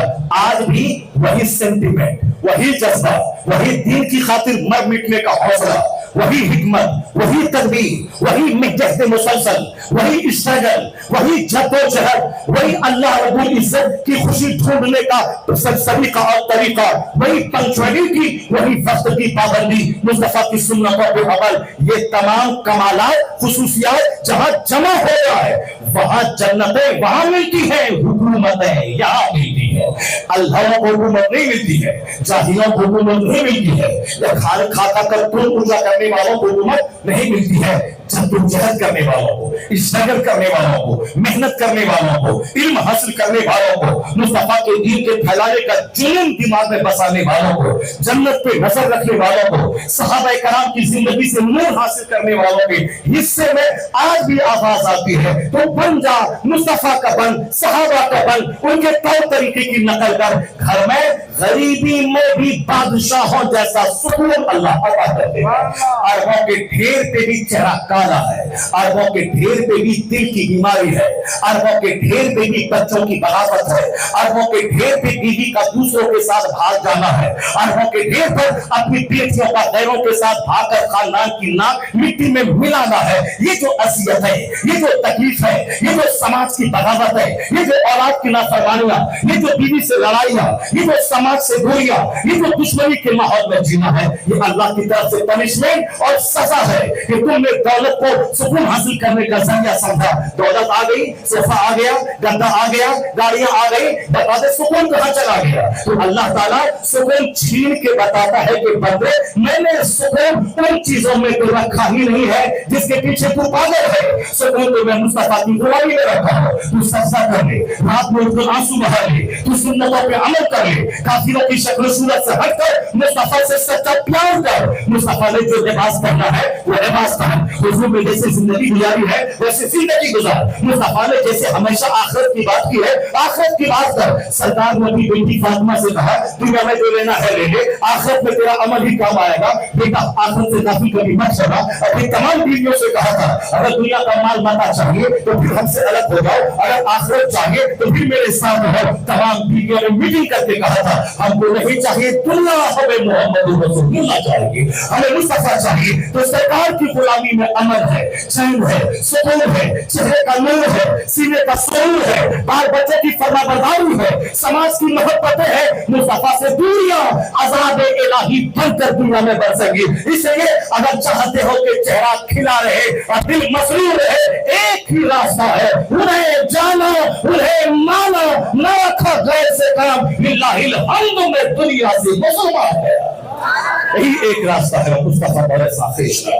तो मैंने ये कहा कि सरकार दो अलैहिस्सलाम की शादियां ये सारी हिकमतों से भरी है। मैं थोड़ा हालांकि चलते मेरा आस्था नहीं, लेकिन जब भूल गया है तो मेरे बच्चों के कंफ्यूजन का इलाज मैं कर देता हूँ। क्योंकि हमारे बहुत सारे बच्चे उन काफिरों के हसवात और बकवास में आकर के ये बच्चे भी कंफ्यूज हो जाते हैं, कंफ्यूजन की शिकार हो जाते हैं। हाँ ऐसा क्यों हुआ, ऐसा क्यों हुआ? आका अलैहिस्सलाम ने जिस समाज समाज में आंख खोलकर पूरी दुनिया की रहनुमाई के लिए आपने बीड़ा उठाया था। उस समाज का कल्चर उस वक्त का क्या था? वो कल्चर यही था, नफरतों में डूबा हुआ अरब, वहशत में डूबा हुआ अरब, कत्ल की जबान जानने वाला अरब। डॉक्टर विलियम म्यूर पूरे कल्चर के नक्शा को खींचते हुए कहते हैं, the first पेक्युलरिटी which attracts our attention towards Islam is the subdivision of Arabs. Every tribes were different to another. If they were united by blood or by any interest, are ever ready to separate them. वो कहते हैं कि मेरी नजर इस पेक्युलरिटी, इस अजूबापन पे जाके ठहर जाती है। मैं जब से देखता हूँ इस्लाम की आमद से पहले, इस्लाम के पैगंबर की पैदाइश से पहले जो उस अरब का कल्चर था, ऐसा कल्चर था कि सारे अरब एक दूसरे से अलग थे, उनका दिल अलग था। वो जिसकी लाठी उसकी भैंस के कल्चर में जीते थे, जिसके पास खानदान बड़ा है, बेटे बड़े हैं, तीर धनुष ज्यादा है, तलवार ज्यादा है, घोड़े ज्यादा है, वही मालदार है, समाज का सरदार वही है।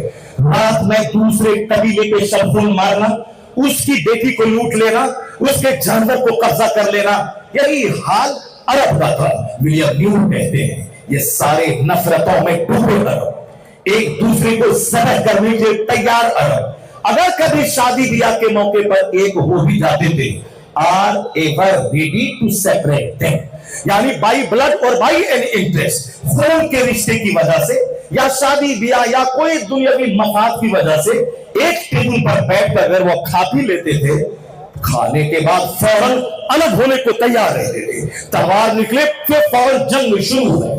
विलियम म्यूर है ये नफरतों में डूबा हुआ अरब जो फौरी अपने लोगों की हत्या और जान लेने के लिए ये बसरे पैकार रहते थे। वो कहते हैं now the history has changed, वो खुद लिखते हैं आगे, अब तारीख बदल चुकी है। By what force this tribes could be subdued और drawn to one common centre. वो कहते हैं तारीख अब बदल चुकी थी। अचानक उन अल्लाहों के बीच में ये इनकलाब, ये क्रांति कहां से पैदा हो गई? गला काटने वाला एक दस्तरखान पे बैठ के खाने कैसे लगे? एक मुसल्ले पे खड़े होकर काले गोरे ये नमाज कैसे पढ़ने लगे? ये कहां मक्के का मुहाजिर, कहां मदीने का अंसार, या खूनी भाई को जहर करने वाला 400 किलोमीटर दूर जब मक्का से हिजरत करके मदीना पहुंचा, ये मुहाजिर कहलाए। मदीने के लोकल बाशिंदे वो अंसार कहलाए। ये अंसार और मुहाजिर आपस में ऐसे भाई भाई बन गए कि अंसार मदीने का मुहाजिर भाई को लिया घर गए, कहा ये मेरा घर है, आधा तेरा आधा मेरा, ये बाग मेरा है, आधा तेरा आधा मेरा, ये खेत मेरा है, आधा तेरा आधा मेरा, ये मेरी 2 बीवियां हैं, एक को मैं तलाक देता हूं, उससे तू निकाह कर ले। यानी प्रॉपर्टी में जब मुस्तफा ने तुझको मेरा अपना भाई बना दिया है, तो अब जमीन में आ तेरा हिस्सा, मकान में तेरा हिस्सा। वो कहते हैं विलियम म्यूर अपने भाई को जहर करने वाला ये 400 किलोमीटर दूर के समाज के भाई को गले कैसे लगा लिया, उनके साथ आपस में कैसे बैठ के खाने लगे, अपनी प्रॉपर्टी में हिस्सा किसने दिलाया, किसने सोच बदल दी, किसने धारणा बदल दी, किसने पॉजिटिव थिंकिंग ला करके उनके जीने का अंदाज बदल दिया कि खुद नथे जो राह पे औरों के हादी बन गए। क्या नजर थी किसने मुर्दों को मसीहा कर दिया, किसने उन मुर्दों को मसीहा किया, किसने सोच बदल दी। By what force this tribes could be subdued और throne to a common centre. William mur इस्लाम का दुश्मन, मुखालिफ, वो कहता है इस चैप्टर पे आके तो मैंने भी मान लिया इस्लाम के पैगंबर लाजवाब हैं। वो कहते हैं किसने इन नफरत के मतवालों को एक मोहब्बत के धागे में बांध दिया, एक दस्तरखान पे खिलाया, तलवार नया में डाल दी, आपस में शीरो शकर बना दिया। किसने कहा? वो जवाब देता है it was solved bye prophet Mohammad. इस समस्या का समाधान मोहम्मद अरबी ने عطا کر دیا, اس مسئلے کا حل محمد عربی نے عطا کر دیا. وہ کہتے ہیں دانشور یورپ کا, I cannot find any other man in history like Muhammad. میں انسانی تاریخ میں مصطفیٰ کا جواب نہیں پاتا ہوں. وہ کمال حسن حضور ہے کہ کمال نفس جہاں نہیں, یہی پھول خار سے دور ہے, یہ وہ شمع ہے کہ دعا نہیں. سرکار دو صلی اللہ علیہ وسلم کو اللہ نے لاجواب, بے مثل, بے مثال, عدیم النظیر, عدیم المثال بنایا ہے. ضرورت ہے کہ دنیا پیغمبر اعظم علیہ السلام کی نقل کرے, ان کی تقلید کرے, ان کی پیروی کرے, ان کے ارشادات, ان کے گائیڈ لائنز سے دنیا اپنی زندگی کو روشن کرے. یہ لچے لفنگے کیا جانے محمد عربی کون ہے. اسی ساؤتھ کا میسور یونیورسٹی کا ڈاکٹر رام کرشن راؤ, میں کسی رام گیری کو دیکھ کر کے تڑپ جاؤں یا کسی اتی نرسنگا نند کی بات سن کے میں ناراض ہو جاؤں, نہیں, جو ان کے دل میں ہے وہی ان کی زبان پر آیا ہے. میں تو میسور یونیورسٹی کے پروفیسر ڈاکٹر رام کرشن راؤ جیسا پڑھا لکھا آدمی, ان کی بات کو میں پڑھتا ہوں اور کوٹ کرتا ہوں اور خوش ہوتا ہوں. ان جیسے لاکھوں کروڑوں کو جو پڑھانے والا, سکھانے والا, جو ایک زبردست اسکالر تھا, وہ کیا لکھتا, اپنا دل کھول کے رکھ دیا, مصطفیٰ کو پڑھا, سمجھا, کتاب لکھ دی محمد پروفیٹ آف اسلام, ہر بک اسٹال پہ موجود ہے.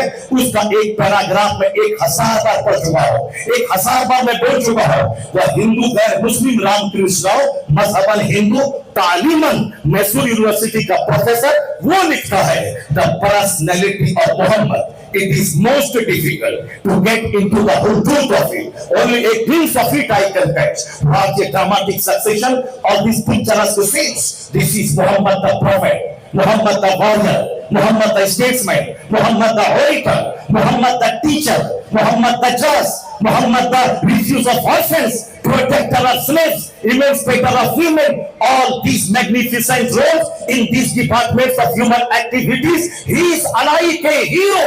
یہ برہمن ہندو کہتا ہے کہ میں جب اسلام کے پیغمبر کی شخصیت کو پڑھتا ہوں میں تنگ رہ جاتا ہوں. ایک چیپٹر پڑھتا ہوں, ان کی کوالٹیز کا دوسرا چیپٹر سامنے آ جاتا ہے, میں ان کو پڑھنے میں لگ جاتا ہوں, ان کے کمالات کا تیسرا باب سامنے آ جاتا ہے, ان کو پڑھنے میں لگ جاتا ہوں, ان کے کمالات کا چوتھا باب, یعنی ایک dramatic succession of this پکچرسک sons. یہ دلچسپ مناظر کا نہ ختم ہونے والا ایک سلسلہ ہے, ایک کے بعد ایک ان کے کمالات, ان کے ارشادات, ان کی تعلیمات, ان کے ہدایات کا چیپٹر سامنے آتا ہے. وہ کہتے ہیں یہ محمد عربی ہے, معلم ہے مصطفیٰ, مدبر ہے مصطفیٰ, یہ حاکم ہے مصطفیٰ, زاہد ہے مصطفیٰ, جنرل ہے مصطفیٰ. وہ آ کے کہتے ہیں عورتوں کی آبرو کے محافظ ہے مصطفیٰ, یتیموں کی پناہ گاہ ہے مصطفیٰ, بیواؤں کے رکشک ہے مصطفیٰ, انسانیت کو غلامی کی زنجیر سے آزادی دلانے والے ہیں مصطفیٰ. آخر میں وہ لکھتے ہیں all these magnificent roles in these departments of human activities, he is alike a hero. یہ غیر مسلم دل نکال کے رکھ دیا. وہ کہتا ہے رام کرشن انسانی جیون کے ہر چھیتر میں جو رہنمائی, جو ہدایت, جو مارگدرشن, جو لیڈرشپ, جو قیادت مصطفیٰ نے کر کے ہم کو صحیح راستہ دکھایا ہے, اس کو دیکھ کر کہا جا سکتا ہے اس زمین کا لاجواب انسان محمد رسول اللہ کے جاتے ہیں. لاجواب انسان محمد عربی علیہ السلام. میں تھکا نہیں ہوں, وقت تھک چکا ہے اور آپ تھک چکے ہو. ابھی تو میری تقریر کا چیپٹر کھلا نہیں ہے. میں نے تو آقا علیہ السلام کی زندگی کا وہ چیپٹر جو ابھی کھولا ہے آپ کی شادیوں کا, تو ایک ایک چیپٹر کو اگر بیان کروں تو آپ کا دل اور دماغ باغ باغ ہو جائے گا. لیکن جب وہ چیپٹر کھلا ہے تو آپ یہی جان لیں کہ نفرت کے زمانوں میں شادی کی وجہ سے نفرتیں مٹتی تھیں, محبت قائم ہوتی تھی. میں نے بچپن میں بھی اپنے سماج میں دیکھا ہے کہ دو بھائی 100 بیگھہ زمین کی خاطر اگر آپس میں لڑتے تھے تو سماج کے لوگ بیچ میں بچاؤ کر کے ان کی بیٹی ان کا بیٹا شادی کرا دیتے تھے. تو یہ شادی کی وجہ سے دشمنی کا سلسلہ بند ہو جاتا تھا. اور آج بھی ہے, یہی کام عرب میں بھی تھا. جب سرکار نے اسلام کا پیغام پھیلایا بہت سارے اچھے لوگ فوراً ایکسیپٹ کر لیے، مگر شریروں نے ایکسیپٹ نہیں کیا، وہ دشمنی میں آگے بڑھ گئے تو حضور کے قتل کا پلان بنانے لگے، سرکار کی دشمنی میں جینے لگے۔ تو آقا علیہ السلام نے ایک حکمت اپنائی کہ ان کی دشمنی کے برڈن کو کم کرنے کے لیے ایک زبردست راستہ ہے، وہ راستہ یہی ہے، عرب کے کلچر کے مطابق آقا نے اس دشمن کے خاندان کی ودوا بیٹی جن کا شوہر مر چکا ہے، جو بیوہ ہو چکی ہیں یا شوہر طلاق دے دیا ہے، ان تک حضور نکاح کا پیغام پہنچاتے، وہ ایکسپٹ کر لیتی کہ دنیا کا سب سے انوکھا آدمی مجھ کو نکاح کا پیغام دیا ہے، ان سے حضور شادی کر لیتے۔ جب اس خاندان کی بیٹی مصطفیٰ کے نکاح میں آتی اور حضور کا اخلاق، رات بھر قیام اور سجدے میں گزارنے کا انداز، مصطفیٰ کے حسن، ان کا جمال، ان کی عادات کریمہ، اللہ کا خوف، اللہ کا ڈر، خشیت، یہ دیکھنے کے بعد جب ان کی بیٹی اپنے خاندان کے باپ چچا کو جب حضور کے کمالات، ان کے اخلاق کو بیان کرتی تھی، جو گردن کاٹنے کی قسم کھا لیا تھا، اپنی بیٹی کی زبانی مصطفیٰ کے اخلاق کی کہانی سن کر سارا قبیلہ کلمہ پڑھ کر مسلمان ہو جاتا تھا، سارا قبیلہ کلمہ پڑھ کر مصطفیٰ کا غلام بن جاتا تھا۔ یہی وجہ ہے کہ سرکار کی ساری بیویاں یا تو طلاق شدہ ہیں یا بیوہ ہیں، اکثر بیوہ ہیں جن کو سارا سماج نکار چکا ہو، وہ ان کو آپ نے اپنایا، اس طریقے سے پورے خاندان کو مسخر کر کے مذہب اسلام کی تبلیغ کا ایک زبردست نمونہ قائم کیا۔ ایک شادی ہے سیدہ عائشہ کی، یعنی 11 بیوی میں ایک بیوی ہے جو بغیر شادی شدہ کنواری، وہی ایک ہے، وہ بھی مصطفیٰ نے اپنی پسند سے نہیں، اللہ کی پسند کے مطابق اللہ نے جناب جبرائیل کے ذریعہ اپنے محبوب کو خواب میں سیدہ عائشہ کو ریشم کے کپڑے میں لپیٹ کر سید آقا کو دکھلایا، کیونکہ اس وقت کافی انتشار مکے میں تھا، اسلام دشمنوں نے سرکار کو بڑی تکلیف پہنچائی تھی، تو جبرائیل امین نے کہا اللہ کو پسند ہے کہ آپ کے نکاح میں یہ جائے۔ وہ کون تھی؟ صدیق اکبر کی شہزادی سیدہ عائشہ صدیقہ رضی اللہ تعالی عنہا۔ گویا اللہ نے سیدہ عائشہ کو مصطفیٰ کے لیے چنا، جو اللہ کے پیغمبر تھے، اس اللہ نے اپنے محبوب کے لیے سیدہ عائشہ کو چنا۔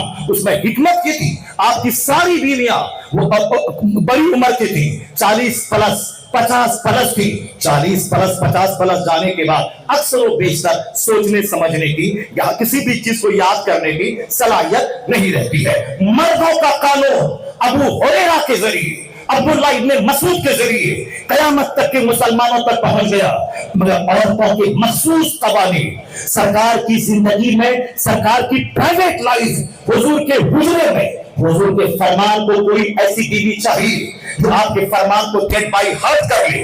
سیدہ عائشہ کی عمر کم تھی، مکے کے سارے شعراء کے اشعار ان کو زبانی یاد تھے، چنانچہ سیدہ عائشہ ایک تحفے کی طرح حضور کے نکاح میں آئی تھی، سرکار کی ساری حدیثوں کو، ساری ایکٹیویٹیز کو، سارے ارشادات کو اپنے سینے میں اسٹور کر لیا۔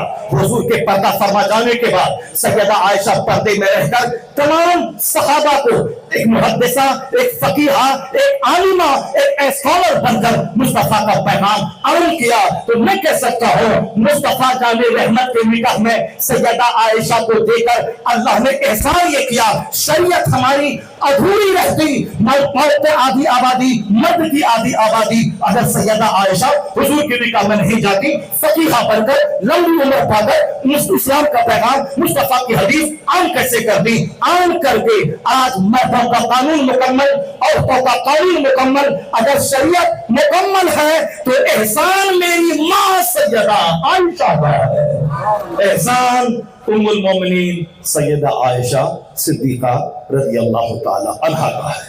اگر یہ خبیث سرکار کی پہلی شادی آخری شادی کو دونوں کو اٹیچ کر کے دیکھے گا، کبھی نہیں بولے گا کہ شہوت، خواہش، پسند، من کے لیے شادی کیا۔ آپ کی ساری شادیاں حکمتوں سے بھری ہیں، وزڈم سے بھری ہیں۔ ان ساری شادیوں میں بات یہی تھی، اللہ کی خوشنودی، امت مسلمہ کی خدمت، اسلام کی تبلیغ۔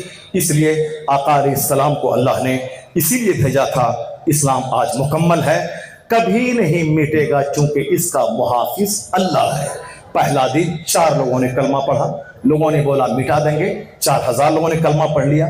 फिर बोला मिटा देंगे, 4 लाख लोगों ने कलमा पढ़ा। फिर बोला मिटा देंगे, 4 करोड़ लोगों ने कलमा पढ़ा। फिर बोला मिटा देंगे, 40 करोड़ लोगों ने कलमा पढ़ा। फिर बोला मिटा देंगे। आज 200 करोड़ नाम है जिनके साथ लफ्ज़े मोहम्मद जुड़ा हुआ है। या 200 करोड़ मोहम्मदी फौज बता रही है दुश्मनी बढ़ती जाएगी, मुस्तफा के गुलामों की तादाद में इजाफा होता चला जाएगा। है नूरे खुदा कुफ्र की हरकत पे खंदाजन, फूंकों से चला बुझाया ना जाएगा। अल्लाह तबारक व तआला हमको आपको सबों को अपने नबी मोहतरम की सच्ची गुलामी की तौफीक अता फरमाए, सरकार दो जहां से सच्चा इश्क करने की तौफीक अता फरमाए। डॉक्टर महबूब साहब को अल्लाह जज़ाए खैर दे, जिन्होंने इतना बड़ा मजमा, इतनी बड़ी महफिल, इतना बड़ा उन्होंने खिदमत खल्क करते हुए खिलाने का इंतज़ाम आका इस्लाम की मोहब्बत में इन्होंने किया। अल्लाह ताला इनकी इस खिदमत को कबूल फरमाए। इनके साथ देने वाले सारे रफ़क़ा, तंजीम के सारे मेंबर, जामा मस्जिद अहले सुन्नत व जमात कमेटी के इमाम, इनके सारे खुद्दाम, सारे रफ़क़ा, सारे दोस्तों को अल्लाह जज़ाए खैर अता फरमाए। अल्लाह हुजूर की शफाअत अता फरमाए। अल्लाह आप सबों को सेहत और तंदुरुस्ती अता फरमाए। आपने बहुत देर तक बहुत लंबी तकरीर आपने समाप्त की, मेरे हिसाब से लंबी नहीं है, आपके हिसाब से लंबी है। अल्लाह तबारक व तआला इस लंबी नशिस्त की बरकतें आपको अता फरमाए, आपको सेहत और तंदुरुस्ती अता फरमाए, घुटने और टखने और कमर के दर्द से अल्लाह आपको बचाए। अल्लाह ताला तमाम मुहलिक और मूज़ी बीमारियों से आपकी हिफाजत फरमाए। अल्लाह ताला सारे अहले मोहल्ला को जिसने मुस्तफ़ा की मोहब्बत में गली को सजाया है, अल्लाह उनके दिलों को सजा दे, अल्लाह उनकी दुनिया और आखिरत को सजा दे। हमारे सूफी साहब और मुफ्ती सज्जाद साहब और सारे अइम्मा और उलमाए कराम को अल्लाह लंबी उम्र अता फरमाए, मसलक आला हजरत की धूम मचाने की तौफीक अता फरमाए। आमीन। वाखिर दावाना अल्हम्दुलिल्लाहि रब्बिल आलमीन। अस्सलामु अलैकुम व रहमतुल्लाहि व बरकातुहू। माशाअल्लाह, सुभान अल्लाह। ये था आपके साथ